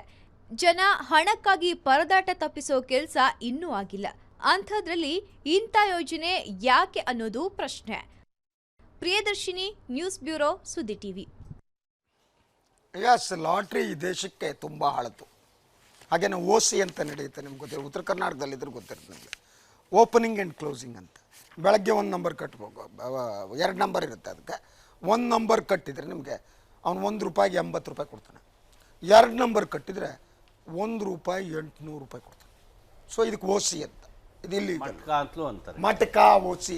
ಈಗ ಸರ್ಕಾರನೇ ಮಟಕ OC ದಂಧೆಗಳಿತ್ತು, ಗೊತ್ತಿಲ್ಲ ನನಗೆ. ಏನಂದ್ರೆ ಕೆಲವು ಕಾರ್ಯಕ್ರಮಗಳನ್ನ ಪ್ರಮೋಟ್ ಮಾಡಕ್ಕೆ ಕೆಲವು ಇನ್ಸೆಂಟಿವ್ಸ್ ಅನ್ನ ಕೊಡಬೇಕಾಗುತ್ತೆ. ಆದರೆ ಅದು ಲಾಟ್ರಿ ರೂಪದಲ್ಲಿ ಇರುತ್ತೆ. ಸರ್ಕಾರಗಳು ಈ ಲಾಟ್ರಿ ವ್ಯವಸ್ಥೆಗೆ ಹೋಗಬಾರ್ದು. ಒಂದು, ಈ ಮೋದಿ ಅವ್ರ ತಾಪತ್ರೆಯೇ ಅರ್ಥ ಆಗ್ತಾ ಇಲ್ಲ. ಅವ್ರಿಗೆ ಬಹಳ ಅರ್ಜೆಂಟಾಗಿ ಇಂಟರ್ನ್ಯಾಷನಲ್ ಲೀಡರ್ ಆಗಿಬಿಡ್ಬೇಕಾಗಿದೆ.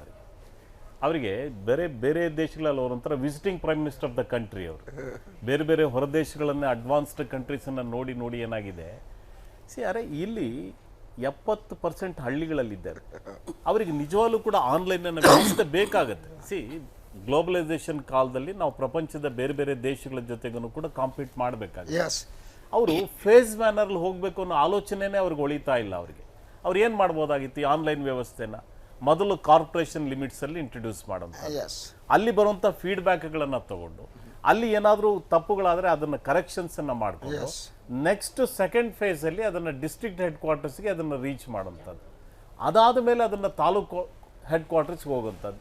ಆಮೇಲೆ ಹಳ್ಳಿಗಾಡಿನಲ್ಲಿ ಅಷ್ಟರಲ್ಲಿ ಒಂದು ಸ್ವಲ್ಪ ಸಮಯ ತಗೊಂಡು ಒಂದು 6 ತಿಂಗಳು, ಒಂದು 9 ತಿಂಗಳು ಆ ರೂರಲ್ ಏರಿಯಾಸಲ್ಲಿ ಬೇಕಾದಂಥ ಬ್ಯಾಂಕಿಂಗ್ ಸಿಸ್ಟಮನ್ನು ಮತ್ತು ಕಂಪ್ಯೂಟರೈಸೇಷನನ್ನು, ಈ ರೀತಿಯ ಎಲ್ಲ ಇನ್ಫ್ರಾಸ್ಟ್ರಕ್ಚರ್ಗಳನ್ನು ಒದಗಿಸ್ಕೊಟ್ಟು ಜನಗಳನ್ನು ಕೂಡ ಮೈಂಡ್ ಮೇಕಪ್ ಮಾಡಿ ಆ ರೀತಿಯಾಗಿ ಒಂದು ಪ್ರೋಗ್ರಾಮ್ ಹಾಕ್ಕೊಂಡು ಹೋಗಿದ್ದಿದ್ರೆ ಅದಕ್ಕೆ ನಿಜವಾಗ್ಲೂ ಕೂಡ ಒಂದು ಇದು ಅಲ್ಲಲ್ಲ. ನಾವು ಒಂದು ಕಡೆ ಏನಾಯ್ತು ಅಂತ ಹೇಳಿದ್ರೆ ಇವ್ರು ನೋಡಿ, ಪಾರ್ಲಿಮೆಂಟಿನ ಮಹತ್ವ ಅಧ್ವಾನ. 1 ಕೋಟಿ ಬರುತ್ತೆ ಅಂತ ನಾನು ವ್ಯವಹಾರ ಮಾಡಕ್ ಹೋಗ್ತೀನಿ. ಅಲ್ಲ ಶಶಿಧರ್ ಭಟ್ರೆ, ಪಾರ್ಲಿಮೆಂಟ್ ಮಹತ್ವ ಪಾರ್ಲಿಮೆಂಟಿನ ಮಹತ್ವ ಕಡಿಮೆ ಮಾಡಿದ್ರು. ಇದೆಲ್ಲ ಕೆಲಸ ಯಾರ್ದು? Reserve bank of India. Reserve bank of ಇಂಡಿಯಾಗೆ ಹಣಕಾಸಿನ ವ್ಯವಹಾರ ಇರುವಂತದ್ದು ರಿಸರ್ವ್ ಬ್ಯಾಂಕ್ ಆಫ್ ಇಂಡಿಯಾ. ಅಲ್ಲಿನ ಸಂಬಂಧಪಟ್ಟಂತವ್ರು ಇಂಥ ಹೇಳಿಕೆಗಳನ್ನ ಮಾಡಬೇಕಾಗುತ್ತೆ, ಮತ್ತೊಂದರ ಮಾಡಬೇಕಾಗುತ್ತೆ. ನೀತಿ ಆಯೋಗ ಮಾಡಿದೆ. ನೀವು reserve bank of India, ban ಆದ್ಮೇಲೆ ರಿಸರ್ವ್ ಬ್ಯಾಂಕ್ ಆಫ್ ಇಂಡಿಯಾದವರು ಒಂದು ಮಾಡುವಂತ ತಿಂಗಳು ಮಾತಾಡಿಲ್ಲ. ಪ್ರಯತ್ನಗಳ ಬಗ್ಗೆ ನೀವು ಎಲ್ಲದಕ್ಕೂ ಕೂಡ ದಿನನಿತ್ಯ ನೀವು ಸರ್ಕಾರ ಮೂಗು ತೋರಿಸುವಂತದ್ದಾದ್ರೆ ಹಾಗಿದ್ರೆ ರಿಸರ್ವ್ ಬ್ಯಾಂಕ್ ಆಫ್ ಇಂಡಿಯಾ ಮಹತ್ವ ಏನಾದ್ರೂ ಇಂಪಾರ್ಟೆನ್ಸ್? ಸರ್ ನಾನೀಗ ಜನಸಾಮಾನ್ಯರು ಇದನ್ನ ಲಾಟ್ರಿ ಸರ್ಕಾರ ಅಂದ್ರೆ ನೀವೇನ್ ಪ್ರತಿಕ್ರಿಯೆ?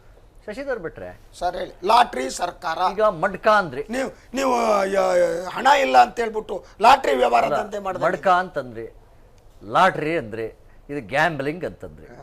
ಮೂರನ್ನು ತಗೊಳ್ಳಿ, ಎಲ್ಲ ಥರ ವಿಶ್ಲೇಷಣೆನೂ ಮಾಡಿ. ಆದರೆ ನಾನು ಸುದರ್ಶನ್ ಅವ್ರು ಹೇಳಿರೋದು ಒಂದು ಮಾತನ್ನು ಹೋಗ್ತೀನಿ, ಉಳಿದಿದ್ದನ್ನು ನಾನು ನಿರಾಕರಿಸ್ತೀನಿ. ಇನ್ಸೆಂಟಿವ್ ಸ್ಕೀಮ್ಸ್ ಅಂತ ಯಾವತ್ತೂ it is not incentive scheme. ಇರಿ, ನಾನು ಹೇಳೋದನ್ನ ಬಿಡಿ. ನೀವು ಡಿಜಿಟಲ್ ವ್ಯವಹಾರ ಮಾಡಿದ್ರಿ, 20% ಈಗ ಪೆಟ್ರೋಲ್ ಮಾಡಿದ್ರಿ. ಇನ್ಸೆಂಟಿವ್ ಸ್ಕೀಮ್ ಅಂದ್ರೆ ಭಟ್ರೆ, what is incentive scheme? Incentive scheme is ಹೇಗೆ ಜನ ಅದನ್ನ ಒಂದು ಒಪ್ಪೋ ಒಂದು ಪರಿಸರವನ್ನ ಸೃಷ್ಟಿಸೋದು, ಹಾಗೂ ಜನ ನೀವು ಒಳ್ಳೊಳ್ಳೆ ಶಬ್ದ ತಂದ್ಬಿಟ್ಟು ಖಂಡಿತವಾಗೂ ಇಲ್ಲ. ಅದನ್ನ ಹೇಗೆ ಮಡ್ಕ ಅಂತೀರಾ ಸರ್? ನಾನು ಇವಾಗ ಡಿಜಿಟಲ್ ಪೇಮೆಂಟ್ ಮಾಡ್ತೀನಿ, ಇವತ್ತವರೆಗೂ ನಾನು ಮಾಡಿಲ್ಲ ಅಂತ ಇಟ್ಕೊಳ್ಳಿ, ನಾನೊಬ್ಬ ಪ್ರಜೆ, ನಾನು ಡಿಜಿಟಲ್ ಪೇಮೆಂಟ್ ಮಾಡ್ತೀನಿ, ಡಿಜಿಟಲ್ ಪೇ ನನ್ನ ಫೋನ್ ಉಪಯೋಗಿಸ್ಕೊಂಡು ಮಾಡ್ತೀನಿ. ನಾಳೆ ನನಗೆ ಸರ್ಕಾರ ಒಂದು ಸ್ಕೀಮ್ ತಂದಿದೆ, ಇದರಲ್ಲೂ ಕೂಡ ನಾನು ಹಣ ಸಂಪಾದನೆ ಮಾಡ್ಬೋದು ಚಾನ್ಸ್ ಇದ್ರೆ ಅಂತ ಹೇಳಿ, ಅದರಿಂದ ಕೆಲವರು ಇನ್ನಷ್ಟು ಪ್ರಜೆಗಳು ಅದಕ್ಕೆ ಸೇರ್ಕೊಂತಾರೆ. ಈ ಒಂದು ಸ್ಕೀಮ್ ಡಿಜಿಟಲ್ ಪೇಮೆಂಟ್, ನನ್ನ ಹಣ ನಾನು ಕೊಡ್ತಾ ಇದ್ದೀನಿ, ನಾನೇನು ಲಾಟ್ರಿಗೆ ದುಡ್ಡು ತಗೊಂತಾ ಇಲ್ಲ. ನನ್ನ ಹಣ, ನನ್ನ ವ್ಯವಹಾರವನ್ನ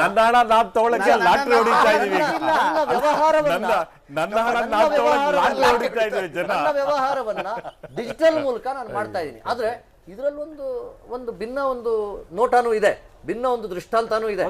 ಎಲ್ಲ ಡಿಜಿಟಲ್ ಆಗ್ಬಿಟ್ರೆ, ಒಂದು ನಿಮಿಷ, ಕಾಂಗ್ರೆಸ್ ಅವರು ಅದಕ್ಕೆ ಸ್ವಲ್ಪ ಆಪಾದನೆ ಇದೆ. ಯಾಕೆ ಅಂದ್ರೆ ಎಲ್ಲಾ ಡಿಜಿಟಲ್ ಆಗ್ಬಿಟ್ರೆ ಇನ್ನ ಕಪ್ಪು ಹಣನ ಹೆಂಗೆ ಶೇಖರಿಸೋದು, ಈ ಕಪ್ಪು ಹಣ ಶೇಖರಿಸಿದ್ರೇನೆ ಎಲೆಕ್ಷನ್ ಗೆಲ್ಲಿಕ್ಕಾಗೋದು, ಕಪ್ಪು ಹಣ ಶೇಖರಿಸಿದ್ರೇನೆ ಇನ್ನಷ್ಟು ಕೆಲಸಗಳು ನಡೆಯೋದು. ಆದ್ರಿಂದ ಈ ಇನ್ಸೆಂಟಿವೈಸೇಷನ್ ಬೇಡ ಅಂತ ಇವ್ರದ್ದು. ನೀವು ಪ್ರಾಮಾಣಿಕವಾಗಿ ಮಾತಾಡೋಣ. ನಾನು ಶಂಕರ್ ಹತ್ರ ಒಂದ್ ನಿಮಿಷ ಸರ್ಕಾರ ಸರ್, ಒಂದ್ ನಿಮಿಷ ಮಾಡ್ಬೇಕು ಭಟ್ರೆ, ಒಂದ್ ನಿಮಿಷ ನಾನು ಕೇಳ್ಬಿಡ್ತೀನಿ, ಒಂದ್ ಪ್ರಶ್ನೆ ಕೇಳ್ಬಿಡ್ತೀನಿ, ಒಂದು ಪ್ರಶ್ನೆ ಕೇಳ್ಬಿಡ್ತೀನಿ, ಸರಳವಾಗಿ ಕೇಳ್ತೀನಿ ನಾನು. ನೀವು ಕಾಂಗ್ರೆಸ್ನವ್ರಿಗೆ ಕಪ್ಪಣ ಬೇಕು, ಇಲೆಕ್ಷನ್ಗೆ ಬೇಕು ಅಂತ, ನೀವು ಯಾವ್ದ್ರಲ್ಲಿ ಇಲೆಕ್ಷನ್ ಮಾಡೋದು? ಆಯ್ತು ಸರ್, ನೀವು ಪ್ರಾಮಾಣಿಕವಾಗಿ ದುಡ್ಡು ಹಣ ತಂದು ಇಲೆಕ್ಷನ್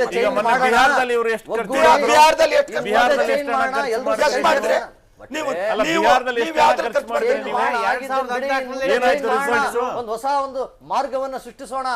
ಡಿಜಿಟಲ್ ಬಂದ್ರೆ ಮುಂದೆ ನೋಡಿ, ಒಂದ್ ಹೇಳ್ತೀನಿ, ನೀವು ಇದರಲ್ಲಿರೋ ಒಂದು ವಿಷಯವನ್ನ ನಾವು ದೀರ್ಘವಾಗಿ ನಾವು ನೋಡ್ಬೇಕಾಗುತ್ತೆ. ನಾನು ಹೇಳೋದನ್ನ ಕೇಳಿ, ನಾನು ಹೇಳ್ಬಿಡ್ತೀನಿ ಸರ್. ಶಂಕರ್ ಏನೋ ಹೇಳೋದು ಒಂದು ಸವಾಲಿದೆ. ಡಿಜಿಟಲ್ ಇಂಡಿಯಾ ಬಗ್ಗೆ ನನ್ನ ಜರ್ನಲಿಸ್ಟ್ ಫ್ರೆಂಡ್ ಒಬ್ರು ಒಂದು ಮೆಸೇಜ್ ಕಳಿಸಿದ್ರು, ಉದ್ದ ಇದೆ, ಲೇಖನ ಥರ ಇದೆ, ಬಟ್ ಅದರ ಸೇಲಿಯಂಟ್ ಪಾಯಿಂಟ್ಸ್ ಇಷ್ಟು. ಈ ಬ್ಯಾಂಕ್ಗಳಿಂದ ಮತ್ತು ATMಗಳಿಂದ ಆ್ಯನ್ಯುಯಲ್ ಆಗಿ ಸುಮಾರು 75 ಲಕ್ಷ ಕೋಟಿ ರೂಪಾಯಿಗಳನ್ನು ಜನ ವಿಡ್ರಾ ಮಾಡ್ತಾರೆ. ಇದಿಷ್ಟು ಕ್ಯಾಶ್ಲೆಸ್ ಎಕಾನಮಿ ಆದರೆ ಈ ಪೇಟಿಎಮ್, ಡೆಬಿಟ್ ಕಾರ್ಡ್ ಇವೆಲ್ಲದಕ್ಕೂ ಚಾರ್ಜ್ಗಳಿದೆ, ಫ್ರೀ ಅಲ್ಲ ಅವು ಸರ್ವಿಸ್. ಟೇಕನ್ 2%, 1.5 ಲಕ್ಷ ಕೋಟಿ ರೂಪಾಯಿಗಳನ್ನ ಜನ ಕೊಡ್ತಾರೆ. ಅಂದ್ರೆ ಜನರ ತಲೆ ಮೇಲೆ ಲಕ್ಷ ಕೋಟಿ ಜನ ತಲೆ ಮೇಲೆ ಒದ್ದೆ ಬಟ್ಟೆ ಒಂದು ಸಿಂಪಲ್ ಎಕ್ಸಾಜರೇಟೆಡ್ ಟೋಟಲ್ ಇರ್ಬೋದು, ಎಕ್ಸಾಜರೇಟೆಡ್ ಇರ್ಬೋದು, ಬಟ್ ಒಂದು ಅನ್ಟ್ರೂತ್ ಅಲ್ಲ ಇದು. Near to the reality. ಒಂದೇ ಒಂದು ವಿಷಯವನ್ನ ನೀವು ಮನಗಾಣಬೇಕಾಗುತ್ತೆ ದೇಶದ ಹಿತದೃಷ್ಟಿಯಿಂದ. ಇದುವರೆಗೂ ವಿವೇಕಾನಂದ ಒಂದ್ ನೀವು ಏನ್ ಹೇಳಿದ್ರೆ ನಾನು ನೀವು ಮಾತಾಡಿ ಅಂತ ಹೇಳಿದ್ರೆ ಈಗ ನಿಮ್ಗೆ ಬೇರೆಗೆ ಅವಕಾಶ ಕೊಡಲ್ಲ, ನಿಮ್ಗೆ ಕೊಡ್ತೀನಿ.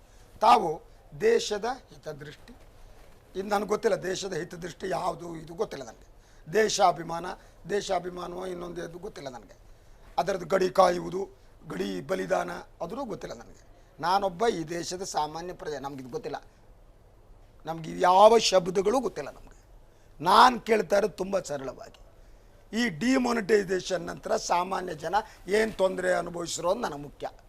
ಈಗ ನೀವು ಡಿಜಿಟಲ್ ಇದನ್ನು ಮಾಡೋಕೆ ಹೋಗ್ಬಿಟ್ಟು ಆಯಿತಾ, ಈಗ ಜನರಿಗೆ ಒಂದು ಶಂಕರ್ ಹೇಳಿದಾಗ 1% 2% ತಲೆ ಕಾರ್ಡ್ಗಳ ಮೇಲೆ ತಲೆ ಮೇಲೆ ಹಾಕ್ತೀರಿ, ಇನ್ನೊಂದು ಲಾಟ್ರಿ ರೀತಿ ವ್ಯವಹಾರ, ಮಟ್ಕ ರೀತಿ ವ್ಯವಹಾರ ಅದರಲ್ಲೇ ನಿಮ್ಗೆ ಸರ್ಕಾರ ಮಾಡುತ್ತೇನ್ರಿ ನಿಮ್ಗೆ ಅರ್ಥ ಕೆಲಸಗಳನ್ನ. ಆಗ್ತಾ ಇಲ್ಲ. ನೀವು ಒಂದು ವಿಷಯವನ್ನ ನೀವು ಮನಗಾಣಬೇಕು. ನೀವು ಹೇಳೋದಕ್ಕೆ ಟೈಮ್ ಕೊಟ್ಟರೆ ನಾನು ಹೇಳ್ಬಿಡಿ ಸರ್, ಕೇಳಿಸ್ತೀನಿ ಸರ್, ಮಾತಾಡಲ್ಲ ಮತ್ತೆ. ಯಾಕೆಂದ್ರೆ ಅದು ಕೂಡ ಚರ್ಚೆಗೆ ಗ್ರಾಸವಾಗುತ್ತೆ. ಇಡೀ ನಮ್ಮ ಡಿಮಾನಿಟೈಸೇಷನ್ ಸ್ಕೀಮ್ಸ್ ಏನೇನು ತಂದಿದ್ವಿ ಇದುವರೆಗೂ ಸ್ವಲ್ಪ ಮಟ್ಟಿಗೆ ಒಂದು ಹಣವನ್ನು ಶೇಖರಿಸೋದಕ್ಕೆ ಉಪಯುಕ್ತವಾಯಿತು. ಆದ್ರೆ ಏನು ಹೇಳೋದನ್ನ ಕೇಳ್ತೀನಿ ಅಂತಂದ್ರಲ್ಲ. ಆದ್ರೆ ಈ ಒಂದು ಡಿಮಾನಿಟೈಸೇಷನ್ ಫಸ್ಟ್ ಇನ್ಸ್ಟಾಲ್ಮೆಂಟ್ ಆಫ್ ಏನು ಬ್ಲ್ಯಾಕ್ ಮನಿ ಇನ್ಸೆಂಟಿವೈಸ್ ಮಾಡಿ ನೀವು ಕೊಟ್ಟರೆ 45% ನಿಮಗೆ ಕಡಿತಗೊಳಿಸ್ತೀವಿ ಅಂದಾಗ 65,000 ಕೋಟಿ ಶೇಖರಣೆ ಆಯಿತು. ಎರಡನೇ ಬಾರಿಗೆ 15.5 ಲಕ್ಷ ಕೋಟಿನಲ್ಲಿ ಸುಮಾರು ಒಂದು 13.5 ಲಕ್ಷ ಕೋಟಿ ಬಂದಿದೆ. ಅದೆಲ್ಲ ಕಪ್ಪಣ. ಈಗ ಕಪ್ಪಣ ಅಲ್ಲ, ಎಲ್ಲ ಕಪ್ಪಣ ಅಲ್ಲ, ಸ್ವಲ್ಪ ಮಟ್ಟಿಗೆ ಕಪ್ಪಣ ಇದೆ ಅಂತ ಒಪ್ಕೊಂತೀರಲ್ಲ. ಎಷ್ಟಿದೆ ಕಪ್ಪಣ ಅದರಲ್ಲಿ? ಇರಿ, ಒಂದ್ ನಿಮಿಷ ಡೈವರ್ಟ್ ಮಾಡಬೇಡಿ ಭಟ್ರೆ, ಒಂದ್ ನಿಮಿಷ ನಾನು ಹೇಳೋದನ್ನ ಕೇಳಿ. ಅದಾದ್ಮೇಲೆ 13.5 ಲಕ್ಷ ಕೋಟಿ ಹಣವನ್ನು ನೆಕ್ಸ್ಟ್ ಮುಂದೆ ಸುದರ್ಶನ್ ಅವರಾಗ್ಲಿ ಶಂಕರ್ ಅವರಾಗ್ಲಿ ನಾವೆಲ್ಲರೂ ಇದನ್ನ ನಾವು ಚರ್ಚೆ ಮಾಡಬೇಕಾಗಿರೋದು ಹೇಗೆ ಇದನ್ನ ಯೋಜಿತವಾಗಿ ತರ್ತೀವಿ ಅನ್ನೋದು ವಿಷಯ. ಆದ್ರೆ ಇವತ್ತು ಬಂದಿದೆ ಹಳೆ ಬ್ಲಾಕ್ ಅಮೌಂಟ್ ಬಂದಿದೆ, ಬ್ಲಾಕ್ ಮನಿ. ಇನ್ ಮುಂದೆ ಈ ಬ್ಲಾಕ್ ಮನಿನ ಹೇಗೆ ನಿಯಂತ್ರಿಸಬೇಕು ಅಂತ ಅದಕ್ಕೆ ಮೋದಿಯವರು ಆಸ್ ಅ ರಿಫಾರ್ಮರ್ ಇದನ್ನ ಪ್ರತಿಪಾದಿಸ್ತಾ ಇದ್ದಾರೆ. ಒಂದ್ ನಿಮಿಷ ನಾನು ಹೇಳ್ಬಿಡ್ತೀನಿ. As a reformer digital India ದಾರಿ ಹಿಡಿದ್ರೆ ಮುಂದೆ ನಾವು ತಿರುಗಿ ಡಿಮಾನಿಟೈಸ್ ಮಾಡಿ ತಿರುಗಿ ಜನಗಳಿಗೆ ನಾವು ಬ್ಲಾಕ್ ಮನಿನ ಕಷ್ಟ ಕೊಡೋದು ಬೇಡ. ಒಂದ್ ನಿಮಿಷ ಹೇಳ್ಬಿಡ್ತೀನಿ. ಡಿಜಿಟಲ್ ಇಂಡಿಯಾ ಒಂದು ರಿಫಾರ್ಮಿಸ್ಟ್ ರೂಲ್ ಅದನ್ನ ಇನ್ಸೆಂಟಿವೈಸ್ ಮಾಡ್ತಾ ಇದ್ದಾರೆ. ನೀವು ಮಟ್ಕಾಂತೀರಾ? ನಾ ಹೇಳದ್ನಲ್ಲ, ಈ ಮೋದಿಯವರ ತಾಪತ್ರೆ ಏನಾಗಿದೆ ಪ್ರಧಾನ ಮಂತ್ರಿಗಳದ್ದು ಅಂತ ಹೇಳಿದ್ರೆ, ಫಸ್ಟು ದೇಶದ ಜನರನ್ನು ನಂಬಿಸ್ಲಿಕ್ಕೆ ಒಂದು ಮಾತನ್ನು ಹೇಳಿದ್ರು. ವಿದೇಶದಲ್ಲಿರೋ ಕಪ್ಪು ಹಣಗಳನ್ನ ತಗೊಂಡ್ ಬರ್ತೀನಿ, ತಗೊಂಡ್ ಬಂದು ಎಲ್ಲ ಬಡವರ ಅಕೌಂಟ್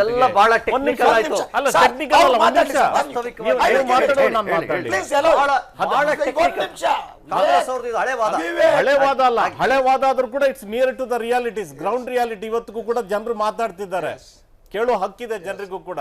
15 ಲಕ್ಷ ರೂಪಾಯಿ ಹಾಕ್ತೀನಿ ಅಂತ ಹೇಳಿದ್ರು, ಅದು ಸಾಧ್ಯ ಆಗ್ಲಿಲ್ಲ. ಅದನ್ನ ಡೈವರ್ಟ್ ಮಾಡ್ಲಿಕ್ಕೆ ಈ ಡಿಮಾನಿಟೈಸೇಷನ್ ತಗೊಂಡ್ ಬಂದ್ರು. ಅದರಲ್ಲಿ ಬಡವರು ಮಧ್ಯಮ ವರ್ಗದವರು ದಿನನಿತ್ಯ ಆಗ್ತಾ ಇರತಕ್ಕಂಥ ತಾಪತ್ರ್ಯ, ಪಾರ್ಲಿಮೆಂಟ್ನ ಮಹತ್ವ ಕಡಿಮೆ ಮಾಡಿದ್ರು, ರಿಸರ್ವ್ ಬ್ಯಾಂಕ್ ಆಫ್ ಇಂಡಿಯಾ ಮಹತ್ವ ಕಡಿಮೆ ಮಾಡಿದ್ರು. ಈ ರೀತಿಯ ಟೀಕೆಗಳು ಬರಕ್ಕೆ ಶುರು ಆದಮೇಲೆ ಏನು ಕಂಪ್ಯೂಟರೈಸೇಷನ್ ಇಂಟ್ರೊಡ್ಯೂಸ್ ಮಾಡಿದವರು ಯಾರು? ಕಾಂಗ್ರೆಸ್ಸಿನ ಸರ್ಕಾರಗಳಲ್ವಾ? ರಾಜೀವ್ ಗಾಂಧಿ ಸರ್ಕಾರ ಅಲ್ವಾ? ನರಸಿಂಹರಾಯರ ಸರ್ಕಾರ ಅಲ್ವಾ? ಮನಮೋಹನ್ ಸಿಂಗ್ ಅವ್ರ ಸರ್ಕಾರ ಅಲ್ವಾ? ಏನು ಸೈನ್ಸ್ ಅಂಡ್ ಏನು ಎಲ್ಲ 2.5 ವರ್ಷದಲ್ಲೇ ಸೈನ್ಸ್ ಟೆಕ್ನಾಲಜಿ ಬಹಳ ವೇಗವಾಗಿ ದೇಶದಲ್ಲಿ ಅಭಿವೃದ್ಧಿ ಆಗೋಯ್ತಾ? ಬರೀ ಕಂಪ್ಯೂಟರ್ ಬಂತು, ಅದು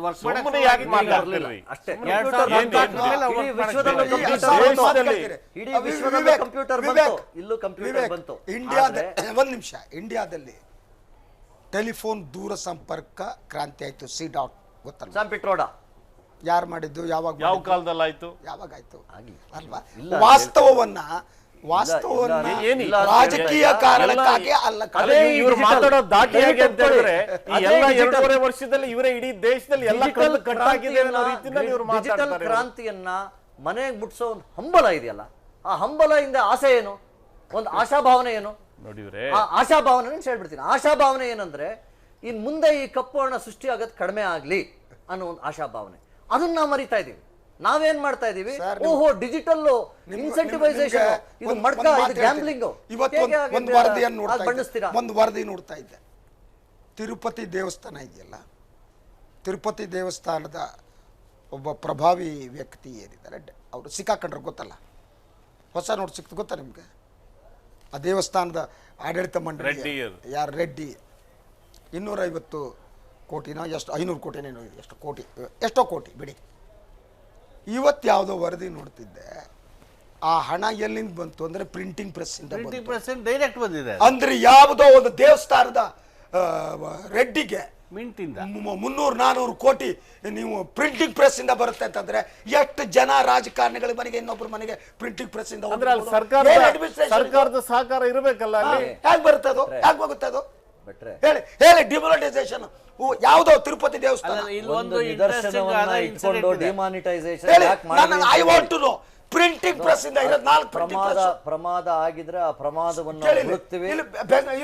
ಇಂಡಿಯಾದಲ್ಲಿ ಇರೋದು 4 ಮುದ್ರಣಾಲಯ. ಆದ್ರೆ ಒಂದು ಪ್ರಮಾದವನ್ನು ಇಟ್ಕೊಂಡು ನೀವು ಡಿಮಾನಿಟೈಸೇಷನ್ ಯಾಕೆ ಮಾಡಿದ್ರಿ ಅಂತಂದ್ರೆ ಅದು ತಪ್ಪು. ಇನ್ಸೆಂಟಿವೈಸೇಷನ್ ಯಾಕೆ ತಂದ್ರಿ ಅಂತ ಈಗ ಡಿಮಾನಿಟೈಸೇಷನ್ ಒಂದಲ್ಲ ಸರ್. ಈಗ ಇವರ ಪಕ್ಷದ ಸರ್ ಬ್ಯಾಂಕ್ ಅಧಿಕಾರಿಗಳಿಗೆ ಶಂಕರ್ ಅವ್ರಿಗೆ ಕೇಳ್ತಾ ಕೋಟ್ಯಾಂತರ ರೂಪಾಯಿ ಸಿಗ್ತಾ ಇದೆ. ಅವ್ರಿಗೆ ಶಂಕರ್ ಅವ್ರಿಗೆ ಒಂದು ವಿಷಯವನ್ನು ಕೇಳ್ತಾ ಇದ್ದೀನಿ. ಆಯ್ತು, ಈ ಇನ್ಸೆಂಟಿವೈಸೇಷನ್ ನಲ್ಲಿ ಏನೋ ಒಂದು ಲಾಭ ಆಗ್ಬೋದು ನಮ್ಮ ದೇಶಕ್ಕೆ ಅನ್ನೋ ಒಂದು ಮನಸ್ಥಿತಿ ಇಲ್ವಾ ನಮ್ಮಲ್ಲಿ? ನೀವು ಭರವಸೆ ಕೊಟ್ಟಿಲ್ಲ. ಒಳ್ಳೇದಾಗುತ್ತೆ. I want to add to his argument. ಏನು ಈಗ ಡಿಮಾನಿಟೈಸೇಷನ್ ಫಸ್ಟ್ ಬಂದಾಗ ನಾವು ಕಪ್ಪು ಹಣನ ನಿಯಂತ್ರಣ ಮಾಡ್ತೀವಿ, ಭಯೋತ್ಪಾದಕರ ನಿಯಂತ್ರಣ ಮಾಡ್ತೀವಿ, ಇದೆಲ್ಲ ಹೇಳಿದರು. ಅದಾದಮೇಲೆ ಇಲ್ಲ ನಾವು ಡಿಜಿಟಲ್ ಎಕಾನಮಿಗೋಸ್ಕರ ಇದನ್ನು ಮಾಡ್ತಾ ಇದ್ದೀವಿ ಅನ್ನೋ ನಿನ್ನೆ ಒಬ್ಬರು BJPಯ ಪ್ರಮುಖರ ಸ್ಟೇಟ್ಮೆಂಟ್ ಅಥವಾ ಅವರ ಆರ್ಥಿಕ ತಜ್ಞರ ಸ್ಟೇಟ್ಮೆಂಟ್ ಏನು ಅಂತ ಹೇಳಿದ್ರೆ, ನಾವು ಬ್ಯಾಂಕ್ಗಳನ್ನು ಬಲಪಡಿಸೋದಕ್ಕೆ ಡಿಮಾನಿಟೈಸೇಷನ್ ಮಾಡಿದ್ವಿ ಅಂತ ಹೇಳಿದ್ರು. This is on record. ಅಂದರೆ ಯಾವ ಬ್ಯಾಂಕ್ಗಳು 1.14 lakh crores ಕಾರ್ಪೊರೇಟ್ ಲೋನನ್ನು ರೈಟ್ ಆಫ್ ಮಾಡಿ ಚಿಥಲವಾಗಿದ್ವೋ ಅವುಗಳಿಗೆ ಬಲ ತರೋದಕ್ಕೆ ಜನಸಾಮಾನ್ಯರ ದುಡ್ಡನ್ನು ಒಳಗೆ ತಗೊಳ್ಳೋದು, ಅದನ್ನು ವಾಪಸ್ ಕೊಡೋದು. NPS ಈ ದೇಶಕ್ಕೆ ಬಹುದೊಡ್ಡ ಕಂಟಕ ಅಂತಂದ್ರೆ 4.5 ಲಕ್ಷ ಕೋಟಿಯಷ್ಟು NPS, non performing asset loans. ಅದರಿಂದ ನಾವು ಹಣನ ವಾಪಸ್ ಪಡೆಯೋದಕ್ಕೆ ಆಗ್ತಾ ಇಲ್ಲ. ಸಿಸ್ಟಮ್ ಹೋಗ್ಬಿಟ್ಟಿದೆ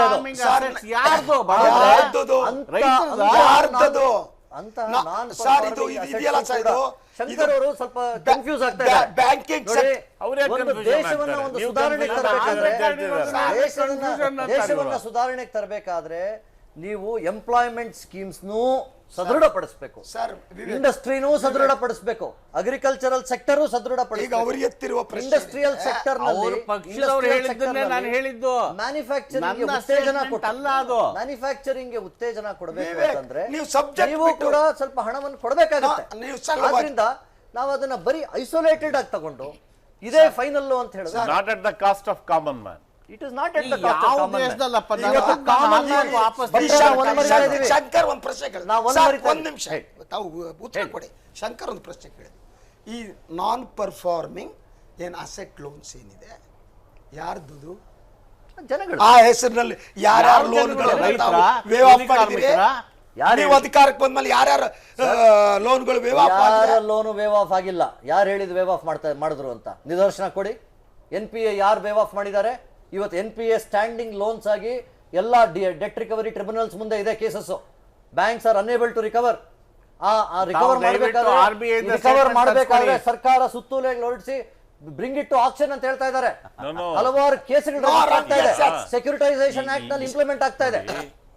ಅದನ್ನೇ ಹೇಳಿದ್ ನಾನು, ಪ್ರಧಾನಮಂತ್ರಿಗಳಿಗೆ ಸದುದ್ದೇಶ ಇದ್ದಿದ್ರೆ ಇದೆಲ್ಲದರ ಬಗ್ಗೆ ಕೂಡ ಪಾರ್ಲಿಮೆಂಟ್ ಅಲ್ಲಿ ಡಿಬೇಟ್ ಮಾಡಬಹುದಾಗಿತ್ತು. ಸರ್ಕಾರ ಕೂಡ ತನ್ನ ಪರವಾಗಿ ಹೇಳಿಕೆಗಳನ್ನ ಫ್ಯಾಕ್ಟ್ಸ್ ಅಂಡ್ ಫಿಗರ್ಸ್ ಅನ್ನ ಪ್ಲೇಸ್ ಮಾಡಬಹುದಾಗಿತ್ತು.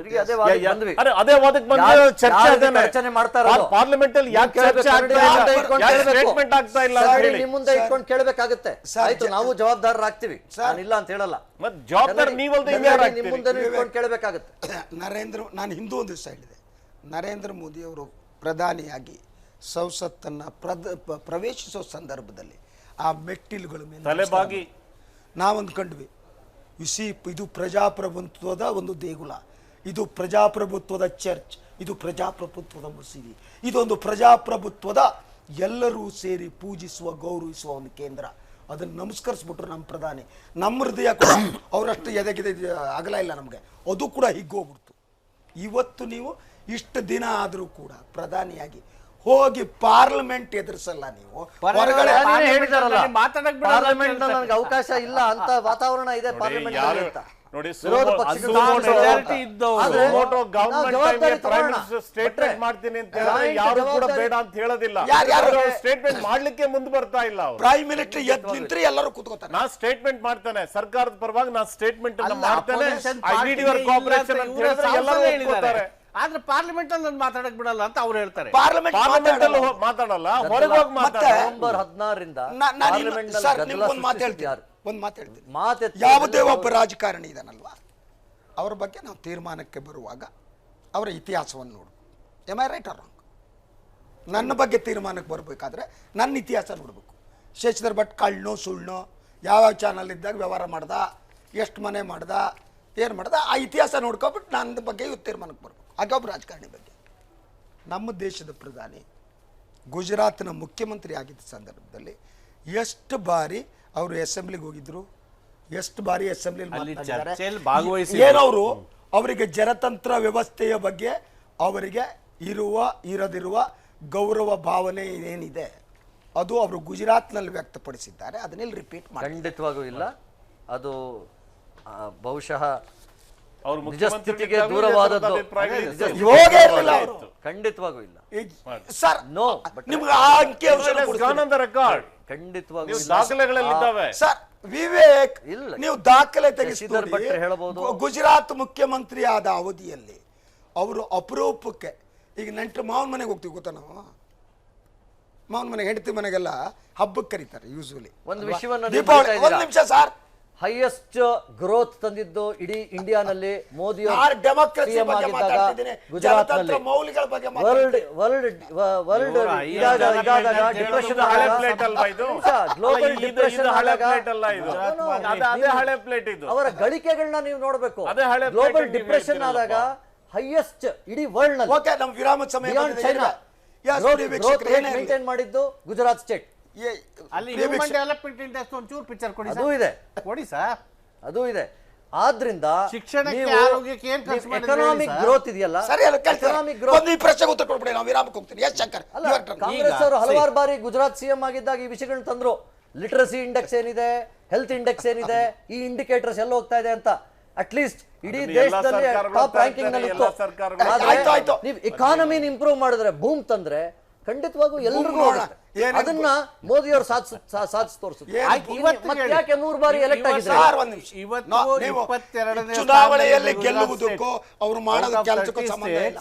ದೇಶಾದ್ಯಂತ ಆದಾಯ ತೆರಿಗೆ ಇಲಾಖೆ ಅಧಿಕಾರಿಗಳ ಕಾರ್ಯಾಚರಣೆ ಮುಂದುವರೆದಿದೆ. ಇವತ್ತು ನೋಯ್ಡಾದ ಆಕ್ಸಿಸ್ ಬ್ಯಾಂಕ್ ಶಾಖೆಯ ಮೇಲೆ ದಾಳಿ ನಡೆಸಿ ಸುಮಾರು 20 ನಕಲಿ ಅಕೌಂಟ್ಗಳಲ್ಲಿ 60 ಕೋಟಿ ರೂಪಾಯಿ ಕಪ್ಪು ಹಣ ಇರೋದನ್ನು IT ಅಧಿಕಾರಿಗಳು ಪತ್ತೆ ಹಚ್ಚಿದ್ದಾರೆ. ಕಡಿಮೆ ಆದಾಯ ಇರುವ ಕಾರ್ಮಿಕರ ಹೆಸರಿನಲ್ಲಿ ಈ ಖಾತೆಗಳನ್ನು ತೆರೆಯಲಾಗಿದೆ ಅಂತಲೂ ಮೂಲಗಳು ತಿಳಿಸಿವೆ. ಕಪ್ಪು ಹಣ ಇಡಲಿಕ್ಕಾಗಿಯೇ ಈ ನಕಲಿ ಖಾತೆಗಳನ್ನು ತೆರೆಯಲಾಗಿದೆ ಅನ್ನೋ ಮಾಹಿತಿ ಕೂಡ ಲಭ್ಯವಾಗಿದೆ.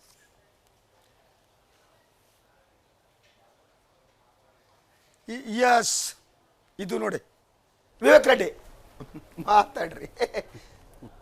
ಈ ಬ್ಯಾಂಕ್ ಏನಿದೆಯಲ್ಲಪ್ಪ, ಇದು ಬ್ಯಾಂಕು ಯಾರ ಆಡಳಿತದಲ್ಲಿ ಬರುತ್ತೆ? ಇದು ಬ್ಯಾಂಕ್ಗಳೆಲ್ಲ VR ಸುದರ್ಶನ್ ಅವರು ಕಾಂಗ್ರೆಸ್ ಪಾರ್ಟಿ ಆಧರಣದಲ್ಲಿ ಬರುತ್ತಾ, ತಮ್ಮ ಆಧರಣದಲ್ಲಿ ಬರುತ್ತಾ? RBI ಅಂದರೆ ಯಾರು ಅದು? ಕೇಂದ್ರ ಸರ್ಕಾರ ಅಲ್ವಾ? ನೀವು central government, autonomous institution. RBI is an autonomous. ಆದರೆ ಅದರ ನಿರ್ವಹಣೆ ಜವಾಬ್ದಾರಿ ಏನಿದೆ? ಬ್ಯಾಂಕುಗಳೇ ಶಾಮೀಲಾಗಿ ಹೊಸ ನೋಟ್ಗಳನ್ನು ಕೊಡೋದು, ಇನ್ನೊಂದು ಮಾಡಿದರೆ ಅದನ್ನು ಸರಿಪಡಿಸಬೇಕಾದವು ಯಾರು? ಸರಿಪಡಿಸ್ತಾ ಇದ್ದೀವಿ. ಬಹುಶಃ ಇದೊಂದು ಪ್ರಮಾದ ಆಗಿದೆ, ಕರೆಕ್ಟ್. ಈ ಒಂದು 2 ದಿನ ಬ್ಯಾಂಕ್ ರಜೆಯ ನಂತರ ಪ್ರತಿದಿನ ಸರ್, ಪ್ರತಿದಿನ ಆದ ನಂತರ ಸರ್, ಪ್ರತಿದಿನ ಬ್ಯಾಂಕ್ ಅಧಿಕಾರಿಗಳು ಇನ್ವಾಲ್ವ್ ಆಗಿ 100 ಕೋಟಿ ರೂಪಾಯಿ ಹಣಗಳನ್ನು ಪ್ರಭಾವಿಗಳಿಗೂ, ಕಳ್ಳರಿಗೂ, ಸುಳ್ಳಿಗೂ ಕೊಡ್ತಾ ಇರುವಂಥ ಘಟನೆಗಳು ವರದಿ ಆಗ್ತಿವೆ, ಸಿಕ್ಕಾಕತ್ತಿದ್ದಾರೆ. ಖಂಡಿತವಾಗಿ. ಅಂದ್ರೆ ತಮಗೆ ಪೂರ್ವ ಸಿದ್ಧತೆ ಇಲ್ಲ ಅನ್ನೋದು ಒಪ್ಕೋಬೇಕಲ್ವಾ? ಇದನ್ನ ಮಾಡಬೇಕು, ಡಿಮಾನಿಟೈಸೇಷನ್ ಮಾಡಬೇಕಾದ್ರೆ ಒಂದು ಈ ಒಂದು ನಿಟ್ಟಿನಲ್ಲಿ, ಈ ಒಂದು ಗಾತ್ರದಲ್ಲಿ ಇದು ನಡೆದಿದೆ ಅಂತ ತಿಳಿದಿದ ತಕ್ಷಣ ಎಲ್ಲ ಬೇಕಾದಂತಹ ಒಂದು ಸುಧಾರಣೆಗಳನ್ನ, ರೇಡ್ಸ್ನ ಎಲ್ಲ ಮಾಡಿ ನಾವು ಅದನ್ನು ಲಾ ಎನ್ಫೋರ್ಸ್ಮೆಂಟ್ ಮೆಕ್ಯಾನಿಸಮ್ಗೆ ತಂದಿದ್ದೀವಿ. ಹೌದು, ಒಂದು ಪ್ರಾಥಮಿಕ ಹಂತದಲ್ಲಿ ಈ ಒಂದು ಲೋಪಗಳು ನಡೆದಿದೆ, ಆದರೆ ವ್ಯಾಪಕವಾಗಿ ನಡೆದಿದೆ. ಡಿಸೆಂಬರ್ 31 ಬಂತು ಸರ್, 32 ದಿವಸ. ಆದ್ರಿಂದ ಅದಕ್ಕೆ ಏನೇನ್ ಕರೆಕ್ಟಿವ್ ಮೆಜರ್ಸ್ ಬೇಕಾಗಿದೆಯೋ ಅದನ್ನ ತಗೊಂಡಿದ್ದಾರೆ. ಎಷ್ಟು ತಿಂಗಳು ಅಥವಾ ಎಷ್ಟು ವರ್ಷ ಸ್ಟ್ರೆಚ್ ಆಗುತ್ತೆ ಅಂತ ಅವರು ಕ್ಲಾರಿಫೈ ಮಾಡ್ಬಿಟ್ರೆ ಒಳ್ಳೆಯದು. ಫ್ಯೂ ವೀಕ್ಸ್ ನಲ್ಲಿ ಆಗಿರುವಂತದ್ದು. ಬಟ್ ಇದರಲ್ಲಿ ಒಂದು 2% 3% ಏನೋ ಆಗಿರ್ಬೋದು ಅಷ್ಟೇ. ಆದರೆ 98% 99% ಏನು ಪರ್ಫೆಕ್ಟ್ ಆಗಿ ನಡ್ಕೊಂಡು ಹೋಗಿದೆ. ಪರ್ಫೆಕ್ಟ್ ಆಗಿ ನಡೀತಿರೋದು. ಈ ಒಂದು 1 or 2% ನಾವು ಇಟ್ಕೊಂಡು ಅದನ್ನು ದೊಡ್ಡದಾಗಿ ಬಣ್ಣಿಸೋದು ಸರಿ ಇಲ್ಲ. ಎಸ್ ಸುದರ್ಶನ್ ನೋಡಿ, ಮೊನ್ನೆ ನಮ್ಮ ಹಿಂದಿನ ಪ್ರಧಾನಮಂತ್ರಿಗಳು ಒಂದು ಲೇಖನ ಮಾಡಿದ್ದಾರೆ ಎಸ್ ಈ ಡಿಮಾನಿಟೈಸೇಷನ್ ಬಗ್ಗೆ. ಎಕಾನಮಿ ಅವರು ಏನು ಪಾರ್ಲಿಮೆಂಟಲ್ಲಿ ಹೇಳಿದ್ರಲ್ಲ, ಅವ್ರಿಗೆ ಇನ್ನೂ ಹೇಳೋಕ್ಕಲ್ಲ ಹೆಚ್ಚು ಸಮಯ ಇರಲಿಲ್ಲ. ಅರೆ, ಒಬ್ಬ ಫಾರ್ಮರ್ ಪ್ರೈಮ್ ಮಿನಿಸ್ಟರ್ ಆದವರು ಆಸಕ್ತಿಯಿಂದ ಈ ದೇಶದ ಹಿತದೃಷ್ಟಿಯಿಂದ ಅಲ್ಲಿ ಹೋಗಿ ದೇಶದ ಆಗುಹೋಗುಗಳ ಬಗ್ಗೆ, ಇದು ಹೇಗೆ ಒಂದು ದುಷ್ಪರಿಣಾಮಗಳನ್ನು ಬೀರುತ್ತೆ ಎಕಾನಮಿ ಮೇಲೆ, ಮುಂದಿನ ಭವಿಷ್ಯದಲ್ಲಿ ಯಾವ ರೀತಿಯಾದಂಥ ಪರಿಸ್ಥಿತಿ ನಿರ್ಮಾಣ ಆಗುತ್ತೆ ಅನ್ನೋಂಥ ಅಭಿಪ್ರಾಯಗಳನ್ನು ಹೇಳಿದ್ದಾರೆ. ದೇಶದ ಜವಾಬ್ದಾರಿಯನ್ನು ಹೊತ್ತಿರೋ ನಿಮಗೆ ಈ ಆಗುಹೋಗುಗಳ ಬಗ್ಗೆ ಮಾತಾಡೋಕ್ಕಾಗಲ್ವಾ? ಅರೆ, ನೀವು ಯಾರನ್ನಾದ್ರೂ ವಿಶ್ವಾಸಕ್ಕೆ ತೆಗೆದುಕೊಂಡಿದ್ರೆ ಅಲ್ವಾ, ನೀವು ತಗೋಬೇಕಲ್ವಾ? ಅರೆ, ಒಂದು ಸಮಸ್ಯೆಗೆ ನಾನಾ ರೀತಿಯ ಮುಖಗಳಿರ್ತಾವಲ್ಲ, ಅವೆಲ್ಲ ಅರ್ಥ ಮಾಡ್ಕೋಬೇಕಲ್ಲ. ಗ್ರೌಂಡ್ ರಿಯಾಲಿಟೀಸ್, ಒಬ್ಬ ಕಾಮನ್ ಮ್ಯಾನ್ ಪರಿಸ್ಥಿತಿ ಹೇಗಾಗುತ್ತೆ, ಇದರಲ್ಲಿ ಒಬ್ಬ ರೈತನ ಪರಿಸ್ಥಿತಿ ಹೇಗಾಗುತ್ತೆ, ಒಬ್ಬ ಕಾರ್ಮಿಕನ ಪರಿಸ್ಥಿತಿ ಹೇಗಾಗುತ್ತೆ, ಒಬ್ಬ ಸರ್ಕಾರಿ ನೌಕರನ ಪರಿಸ್ಥಿತಿ ಹೇಗಾಗುತ್ತೆ, ಒಬ್ಬ ಸಣ್ಣ ಉದ್ಯಮಗಳನ್ನು ನಡೆಸುವಂಥವ್ರ ಪರಿಸ್ಥಿತಿ ಹೇಗಾಗುತ್ತೆ, ಒಂದು ಸಂಘ ಸಂಸ್ಥೆಗಳ ಪರಿಸ್ಥಿತಿ, ಯಾವುದನ್ನು ಆಲೋಚನೆನೇ ನೀವು ಮಾಡದೆ ಏಕಾಏಕಿ ಈ ರೀತಿಯ ನಿರ್ಧಾರಗಳನ್ನು ಫಸ್ಟ್ ಕೇಸ್ ಯಾರ್ದು? ಇವರ ಸರ್ಕಾರದ ಜೊತೆ ಇದ್ದಂತ ನಂಟಸ್ತಿಕೆ ಇದ್ದಂತಹ ಚಿಕ್ಕರಂಗಪ್ಪ ಹಾಗೂ ಜಯಚಂದ್ರ ಇಂಡಿಯಾನಲ್ಲಿ ಫಸ್ಟ್ ಕೇಸ್ ಎಕ್ಸ್ಪೋಸ್ ಆಗಿದ್ದು. ಮೊನ್ನೆನೂ ಹೇಳಿದೆ, ಇವರಿಬ್ಬರು ಅಧಿಕಾರಿಗಳ ಹೆಸರು ಹೇಳಿದ್ರಲ್ಲ ನೀವು, ಅವರನ್ನು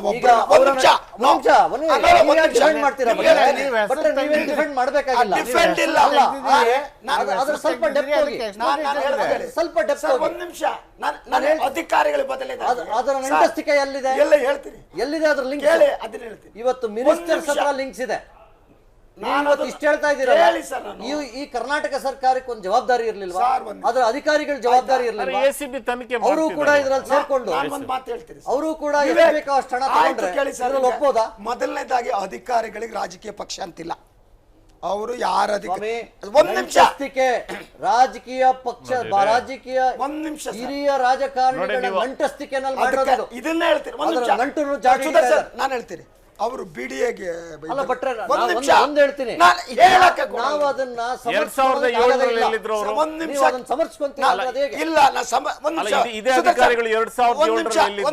ಒಂದು ಅದಕ್ಕೆ ನಾ ಬರ್ತೇನೆ ನೋಡ್ರಿ. ಒಂದನೇದು, ನಾನು ಅವ್ರು ಸಮರ್ಥಿಸಿಕೊಳ್ಬೇಕಾಗಿಲ್ಲ. ಅವ್ರ ಮಂತ್ರಿಗಳ ಸಂಬಂಧ ಇದ್ರೆ ಮಂತ್ರಿಗಳಿಗೆ ಸಿಕ್ಕಾಕತ್ತಾರೆ, ಹೋಗ್ತಾರೆ. I am list bothered.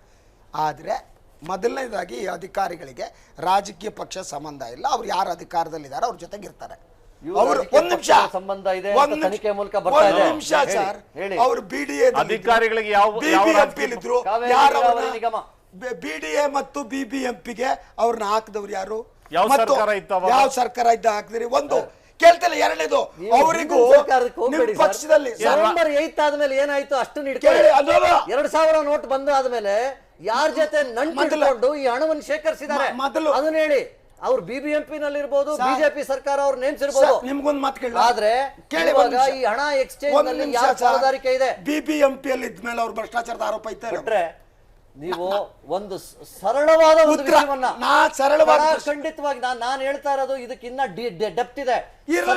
ಸರ್ಕಾರ ಈ 2000 ಹೊಸ ನೋಟುಗಳನ್ನ ಶೇಖರಿಸ್ತಾ ಇದೆ. ಯಾಕೆ ಈ ಸರ್ಕಾರ ಶೇಖರಿಸ್ತಾ ಇದೆ? ಇದು ದಿಸ್ ಇಸ್ ಇರೆಸ್ಪಾನ್ಸಿಬಲ್. ಸರ್ಕಾರ ಶೇಖರಣೆ ಮಾಡ್ತಾ ಇದೆ ಅಂತ ಸರ್ಕಾರದ ಸ್ಥಾನಗಳಲ್ಲಿರುವಂತ ರಾಜಕೀಯ ನೇತಾರರು. You place the records. You place the records. Place the records. Yes. You place the records. ದಾಖಲೆ ಇಲ್ಲದೆ ದಾಖಲೆ ಇಲ್ಲದೆ ರೆಸ್ಪಾನ್ಸಿಬಲ್ ದಾಖಲೆ ಇಲ್ಲದೆ ರೆಸ್ಪಾನ್ಸಿಬಲ್ ಆಗಿ ಮಾತಾಡ್ತಾರೆ. You place the records. You place the records. You place the records. ನಾವು ಯಾವತ್ತೂ ಅಷ್ಟೇ ಖಂಡಿಸಿದಾಗ ಬರೀ ಬ್ಯಾಂಕ್ ಎಂಪ್ಲಾಯೀಸ್ ಅಂತ ನೀವು ಖಂಡಿಸ್ತಾ ಇದ್ದೀರಾ. ಆದ್ರೆ ಇವತ್ತು ಈ ಖಂಡನೆಗೆ ಮೂಲ ಪಾತ್ರದಾರರು ರೆಸ್ಪಾನ್ಸಿಬಲ್ ಆಗಿ ಮಾತಾಡಬೇಡಿ. ನೀವು ಒಬ್ಬ ವಕೀಲರಿದ್ದೀರಿ, ದಾಖಲೆಗಳನ್ನು ಇಟ್ಕೊಂಡು ಮಾತಾಡಿ. ದಾಖಲೆ ಇಲ್ಲದೆ ಮಾತಾಡಬೇಡಿ. ಸರ್ಕಾರ ಇದೆಯಲ್ಲಪ್ಪ, ತನಿಖೆಗೆ ಆರ್ಡರ್ ಮಾಡಿ. ಮತ್ತೆ ನೀವು ಹಂತದಲ್ಲಿರೋ ಒಂದು ಪ್ರಗತಿಯಲ್ಲಿರೋ ಒಂದು ಕಾರ್ಯಾಚರಣೆ ಬಗ್ಗೆ ನಾನು ಹೇಳ್ತಾ ಇರೋದು. ಈಗ ತನಿಖೆಗೆ ಏನಾದ್ರೂ ಸರ್ಕಾರ ಅಡ್ಡಿಪಡಿಸ್ತಾ ಇದೆಯಾ? ಅಲ್ಲಲ್ಲ, ತನಿಖೆಗೆ ಏನಾದ್ರೂ ಸರ್ಕಾರ ಅಡ್ಡಿಪಡಿಸ್ತಾ ಇದೆಯೇನ್ರಿ? ಅಲ್ಲಲ್ಲ, ತನಿಖೆಗೆ ಏನಾದ್ರೂ ಸರ್ಕಾರ ಅಡ್ಡಿಪಡಿಸ್ತಾ ಇದೆಯಾ? ತನಿಖೆಗೆ ಏನಾದ್ರೂ ಸರ್ಕಾರ ಅಡ್ಡಿಪಡಿಸ್ತಾ ಇದೆ ಅಂತ ಹೇಳಿದ್ರೆ ಈ ಸರ್ಕಾರ ಈ ಕೃತ್ಯಕ್ಕೆ ವಿರೋಧವಾಗಿದೆ ಅಂತ ಅರ್ಥ. ಏನಾದ್ರೂ ಅಡ್ಡಿಪಡಿಸ್ತಾ ಇದೆಯಾ ಸರ್ಕಾರ? ಏನೋ ಪಡಿಸ್ತೇನೆ ಬಹಳ ಲೂಟಿ ಮಾಡಿದ್ಮೇಲೆ ಲೂಟಿ ಮಾಡಿದ್ಮೇಲೆ ನಾವು ಅಡ್ಡ ಬರಲ್ಲ ಅಂದ್ರೆ ಅಲ್ಲ ಲೂಟಿಗೆ ಹೋಗಿ ಮಾಡಿ ಜೈಲ್ಗಳಿಗೆ ಹೋಗಿ ಬಂದಿರೋ ನಿಮ್ಮ ಸರ್ಕಾರ ಗಮನಿಸಬೇಕಲ್ಲ ನೀವು. ನಾವು ತನಿಖೆ ಅಡ್ಡ ಬರ್ತಾ ಇಲ್ಲಪ್ಪ, ಲೂಟಿ ಮಾಡೋದನ್ನ ಮಾಡ್ಕೊಂಡ್ವಿ ಅಂತ ವಿವೇಕ್ ಈ ವಿವೇಚನೆಯಲ್ಲಿ ಡಿಸ್ಕಷನ್ ಇದನ್ನ ವಿವೇಕ್ ಡಿಸ್ಕಷನ್ ನಲ್ಲಿ ಬೇರೆಯವ್ರ ಮಾತು ಕೇಳಬೇಕು. ನೀವು ಹೇಳಿದ್ರಿ ತಾನೆ, ನಾನು ಹೇಳ್ತೀನಿ ಇವರಿಬ್ರು ಭ್ರಷ್ಟ ಅಧಿಕಾರಿಗಳು ಯಾವ ಸರ್ಕಾರ ಬಂದ್ರೂ ಕೂಡ ಅವರು ಸರ್ಕಾರದ ಜೊತೆ ಸೇರಿರ್ಬೋದು, ನನಗೆ ಗೊತ್ತಿಲ್ಲ, ಅದು ನಾನು ಎಲಿಗೇಷನ್ ಮಾಡೋಕ್ಕಲ್ಲ. ಆದರೆ ಇವತ್ತಿಗೂ ನನಗೆ ಗೊತ್ತಿಲ್ಲ. ಪ್ರೂವ್ ಆದರೆ ಯಾವುದೋ ಮಂತ್ರಿಗಳಿಗೆ ಸಂಬಂಧ ಇದ್ದರೆ ಅವರು ಸಿಕ್ಕಾಗ್ತಾರೆ, ಹೋಗ್ತಾರೆ. ಈ ಭ್ರಷ್ಟಾಚಾರ ಮಾಡೋ ಅಧಿಕಾರಿಗಳಿಗೆ ಅವ್ರಿಗೆ ಯಾವ ಜಾತಿನೂ ಇರೋದಿಲ್ಲ, ಯಾವ ಪಕ್ಷನೂ ಇರೋದಿಲ್ಲ, ಅವ್ರದೇ ಒಂದು ಜಾತಿ, ಅವ್ರದೇ ಒಂದು ಪಕ್ಷ. ನನಗೊಂದು ಮಾಹಿತಿ, ಅಧಿಕಾರಿಗಳನ್ನೆಲ್ಲ ತಗೊಂಡೋಗಿ ಸರ್ಕಾರಕ್ಕೆ ನೀವು ಅಟ್ಯಾಚ್ ಮಾಡಕ್ ಹೋಗ್ಬೇಡಿ. ನೀವು ನನಗೆ ಇನ್ನೊಂದು ಇಂಥ ಅಧಿಕಾರಿಗಳ ಬಗ್ಗೆ ಯಾವ ಸರ್ಕಾರನು ಕೂಡ ವಕಾಲತ್ ವಹಿಸ್ಲಿಕ್ಕೆ ಹೋಗೋದಿಲ್ಲ. ಸುದರ್ಶನ್, ನನಗೊಂದು ಮಾಹಿತಿ ಇತ್ತು. ಏನು ಯಾರು ನಿಮ್ಮ ಪಕ್ಷದಲ್ಲಿ ನೋಟಿಂಗ್ ಕೌಂಟಿಂಗ್ ಮಿಷಿನ್ ಇಟ್ಕೊಂಡಿದ್ರೋ ಅವರು ಒಬ್ಬ ಅಧಿಕಾರಿಯನ್ನ ರಕ್ಷಣೆ ಮಾಡ್ತಿದ್ರು ಅಂತ. ಅದೇ ರೀತಿ ಅವರು BBMP ಮತ್ತು BDAದಲ್ಲಿ ಏನೇನು ಮಾಡಿದ್ರು, ಅದಕ್ಕೆ ಯಾರ ರಕ್ಷಣೆ ಕೊಟ್ಟರು, ಅಲ್ಲಿ ನಡೆದಂಥ ವ್ಯವಹಾರಗಳು ಹ್ಯಾಂಗೆ ಮುಚ್ಚೋದು ತಾವು ಹೇಳ್ಬೋದಾ ಸರ್? ನಾನು ಕೇಳೋಕ್ಕೆ ಸಿದ್ಧ ಇದ್ದೀನಿ. ಅದರಂತೆ ಏನು ಸುದರ್ಶನ್ ಹೇಳಿದ್ರು, ನೀವೇನು ಆರೋಪ ಮಾಡಿದ್ರಿ ಅದು ದಾಖಲೆಗಳು ಇಟ್ಬಿಡಿ. ಆರೋಪ ಮಾಡಿ ನೀವು ವಕೀಲರಿದ್ದೀರಿ ಜೊತೆ, ನೀವು ವಕೀಲರು ಕೂಡ, ನೀವು ಆಧಾರ ರಹಿತವಾಗಿ ನೀವು ಹೇಗೆ ಬೇಕಾದ್ರೂ ಮಾತಾಡಬಹುದು ಅಂತ ದಾಖಲೆ ಇಡದೇ ಬೇಡ. 2-3 ದಿನದಲ್ಲಿ ಅದೇ ತನಿಖೆ ಪ್ರಗತಿಯ ಹಂತದಲ್ಲಿದೆ, ತಾನೇ ಬಯಲಿಗೆ ಬರುತ್ತೆ. ಅದ್ರ ಜೊತೆಗೆ ಇವತ್ತು ಎಲ್ಲಾ ಕಡೆ ರಿಪೋರ್ಟ್ ಆಗಿದೆ.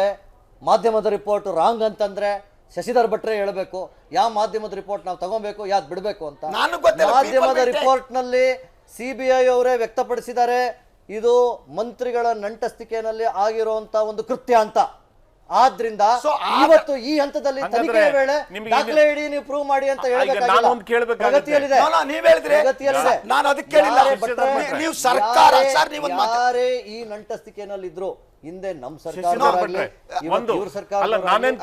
ದೊಡ್ಡ ಪ್ರಮಾದ. ಅದು COD ಆಗ್ಲಿ CBI ಆಗ್ಲಿ ಅದರ ವಿಶ್ವಾಸತೆಯನ್ನ ನಾವು ಕ್ವಶನ್ ಮಾಡ್ಲಿಕ್ಕೆ ಹೋಗ್ಬಾರ್ದು. ನಾನ್ ನಿಮಗೆ ಏನ್ ಕೇಳ್ತೀನಿ ಅಂತ ಹೇಳಿದ್ರೆ, ಆ ಮಾಹಿತಿಗಳು ನಿಮ್ಗೆ ಹೇಗೆ ತಲುಪ್ತಾ ಇದೆ? ಹಾಗಿದ್ರೆ ನಮಗೆ ಹೆಂಗ್ ತಲುಪ್ತಾ ಇದೆ? ನಿಮ್ಮ ಆ ಮಾಹಿತಿಗಳನ್ನ ನಿಮ್ಗೆ ಯಾರು ಶೇರ್ ಮಾಡ್ತಾ ಇದ್ದಾರೆ? ಮೀಡಿಯಾದಲ್ಲಿ ರಿಪೋರ್ಟ್ ಆಗ್ತಾ ಇದೆ ಸ್ವಾಮಿ, ಮೀಡಿಯಾದಲ್ಲಿ ಬರ್ತಾ ಇದೆ. ಸುದರ್ಶನ್ ಅವರು ಮೀಡಿಯಾನಲ್ಲಿ ಸರ್ವಾತೀತವಾಗಿ. ನಾನು ಅದಕ್ಕೆ ಕೇಳಿಲ್ಲ, ನೀವು ಇನ್ನೊಂದು ಮಾತು ಹೇಳಿದ್ರಿ. ಅದೇನು ಅಂದ್ರೆ, ಈ ಸರ್ಕಾರವೇ ಆ 2,000 ರೂಪಾಯಿ ನೋಟುಗಳನ್ನ ಶೇಖರಿಸಿದ ಬಿಟ್ಬಿಡಿ ಅಧಿಕಾರಿಗಳು. ಸರ್ಕಾರವೇ 2,000 ನೋಟುಗಳನ್ನ ಮಾಡಿಫೈ ಮಾಡಕ್ಕೆ ಹೋಗ್ಬೇಡಿ. You will have to prove it. It will come out 3-4 days ಇರಿ, ಬರುತ್ತೆ. ಅಲ್ಲಲ್ಲ, ಸರ್ಕಾರ ಸರ್ ವ್ಯಕ್ತಿಗಳು ಸಿಕ್ಕಾಗುತ್ತೆ. ಹೈಪೋಥೆಟಿಕಲ್ ಆಗಿ ಮಾತಾಡೋದು ಬೇಡ. ಇವತ್ತಿನ ಸಂದರ್ಭದಲ್ಲಿ ಮಾತಾಡಿ. Not hypothetical, it is widely reported. ವ್ಯಕ್ತಿಗಳ ಬಗ್ಗೆ ಹೇಳಿದ್ರೆ ವಾಸ್ತವಿಕವಾದ ಸತ್ಯ ಇದು. ವ್ಯಕ್ತಿಗಳ ಬಗ್ಗೆ ಹೇಳಿದ್ರೆ ವ್ಯಕ್ತಿಗಳಿದ್ರೆ ಸಿಕ್ಕಾಕತ್ತಾರೆ, ಮಂತ್ರಿ ಇರ್ಲಿ ಸಾಮಾನ್ಯ. ನೋಡಿವ್ರೆ, ತನಿಖೆ ನೀವು ಸರ್ಕಾರವೇ ಸಂಗ್ರಹಿಸ್ತಾ ಇದ್ದೀರಿ. ಸೀರಿಯಸ್ ಆಗಿ ಯಾರು ಉಪ್ಪು ತಿಂದಿದ್ದಾರೆ law will take its own course of action. ಅದ್ರ ಬಗ್ಗೆ ಯಾರು ವಕಾಲತ್ತನ್ನು ವಹಿಸಬೇಕಾದಂತ ಅಗತ್ಯ ಇಲ್ಲ. ಯಾವುದ್ರ ಬಗ್ಗೆ ಆದ್ರೂ ಕೂಡ ಆರೋಪಗಳನ್ನ ಮಾಡುವ ಸಂದರ್ಭದಲ್ಲಿ ಸರ್ಕಾರ ಆಗ್ಲಿ ಯಾರೇ ಆಗ್ಲಿ, ಸರ್ಕಾರದಲ್ಲಿ ಯಾರೇ ಆಗ್ಲಿ, ಸರ್ಕಾರ ಇದನ್ನ ದೀರ್ಘವಾಗಿ ಪರಿಗಣಿಸಿ ಇದ್ರ ಬಗ್ಗೆ ಒಂದು ತನಿಖೆ ಮಾಡಿ ಬಯಲು ತರಬೇಕು. ಯಾರು ಅಡ್ಡಿಪಡಿಸಿದ್ದಾರೆ? ಪ್ರೊಟೆಕ್ಟ್ ಮಾಡ್ಕೊಳ್ತಾ ಇದ್ದಾರೆ. ನೀವು ಹೇಳಿರೋದಕ್ಕಾಗಿ ನನ್ನ ಕಾರ್ಯಕ್ರಮದ ಅವಧಿ ಮುಗಿದಿದ್ರು ಕೂಡ ನಾನು ಅದರ ವಿಸ್ತರಣೆ ಮಾಡಿದ್ದೀನಿ. As a chief editor you will have to tell me. ನನಗೆ ಇನ್ನೇನು ಬೇಕಾಗಿಲ್ಲ. ಸರ್ಕಾರವೇ 2,000 ರೂಪಾಯಿ ನೋಟನ್ನ ಸಂಗ್ರಹಿಸ್ತಿದೆ ಅಂತ ಆರೋಪಿಸಿದೆ. ಅಧಿಕಾರಿಗಳು ನಮ್ಮ ಸಂಬಂಧ ಇಲ್ಲ. CBI ಎನ್ಕ್ವೈರಿ ಮಾಡುತ್ತೆ, ಇನ್ನೊಬ್ರು ಮಾಡ್ತಾರೆ. ಸಂಬಂಧ ಇಲ್ಲ ಅಂತ ಹೇಗೆ ಹೇಳ್ತೀರಾ? ಸರ್ಕಾರ ಹೊಣೆಗಾರಿಕೆ ತಗೊಳಲ್ವಾ ಅಧಿಕಾರಿಗಳಿಗೆ? ಅಧಿಕಾರಿಗಳಿಗೆ ಹೊಣೆಗಾರಿಕೆ ಇದೆ. ಯಾರೋ ಆದ್ರೆ ಸರ್ಕಾರ ಮಾಡದೇ ಇರಬಹುದು, ಅಧಿಕಾರಿಗಳ ಹೊಣೆಗಾರಿಕೆ. ಯಾರು ಅಧಿಕಾರಿಗಳು ಎಲ್ಲಿವರೆಗೂ ನೀವು ತಾರ್ಕಿಕವಾಗಿ ನೀವು ಎಲ್ಲಿವರೆಗೂ ಇದನ್ನ ತಗೊಂಡೋಗ್ಬೇಕೋ ತಗೊಂಡೋಗಿ. ಆದ್ರೆ ಒಂದು ವಾಸ್ತವ ಅಂತೂ ಸತ್ಯ, ಇವತ್ತು ಈ ಸರ್ಕಾರದ ಕೆಳಗಡೆ ಇರುವಂತ ಅಧಿಕಾರಿಗಳು, ಸರ್ಕಾರದಲ್ಲಿ ಇರೋ ಒಂದು ಅಗ್ರಗಣ್ಯ ನಾಯಕರ ಮೂಲಕ ಈ ಒಂದು ದಂಧೆ ನಡೆದಿದೆ. ಇಡೀ ರಾಷ್ಟ್ರಕ್ಕೆ ಫಸ್ಟ್ ಪ್ರಕರಣ ಬಂದಿದ್ದ ಚಿಕ್ಕರಂಗಪ್ಪನ ಪ್ರಕರಣ. ಅದರಲ್ಲಿ ಬಂದಿರೋ 2000 rupees notes one of the highest in country. ಅದನ್ನ ನೀವು ಇಷ್ಟು ಈಸಿಯಾಗಿ ಪರಿಗಣಿಸ್ತಾ ಇದ್ದೀರಾ? ಸರ್ಕಾರ ಬೇರೆ ಇವ್ರು ಬೇರೆ, ತಾರತಮ್ಯಗಳು ತರಬಹುದು, ತಾರತಮ್ಯಗಳು ತರಬಹುದು. What is the in house protection ಈ ಗವರ್ಮೆಂಟ್? ನಾನು ಒಂದು ಪ್ರಶ್ನೆ ಕೇಳ್ತೀನಿ. ಒಬ್ಬ ಸರ್ಕಾರಿ ಅಧಿಕಾರಿ ಮಾಡಿ ಅದಕ್ಕೆ ಯಾವುದೋ ಇಂಡಿವಿಜುವಲ್ ಆದ ಮಂತ್ರಿಗಳ ಜೊತೆ ಇನ್ನೊಬ್ಬರ ಸಂಬಂಧ ಇದ್ದಾರೆ. ಅವರು ಒಂದು ನಿಮಿಷ ಎಷ್ಟದನ್ನ ಹೇರ್ ಸ್ಪ್ಲಿಟ್ಟಿಂಗ್ ಆಗಿ ಅದನ್ನ ಡಿವೈಡ್ ಮಾಡಿದ್ರು, ಒಂದು ನಿಮಿಷ ಹೇಗೆ ಅದನ್ನ ಒಂದು ದೃಷ್ಟಿಕೋನದಲ್ಲಿ ನೋಡಿದ್ರು ಸಹ. Dear friend Vivek, fact is fact. Dear friend, place the facts. Fact is fact. ಚಿಕ್ಕರಂಗಪ್ಪನ ಬಗ್ಗೆ ಫ್ಯಾಕ್ಟ್ಸ್ ಪ್ಲೇಸ್ ಮಾಡಬೇಕಾ? Facts are facts, but those facts ಚಿಕ್ಕರಂಗಪ್ಪನ ಬಗ್ಗೆ ಫ್ಯಾಕ್ಟ್ಸ್ ಪ್ಲೇಸ್ ಮಾಡಬೇಕಾ?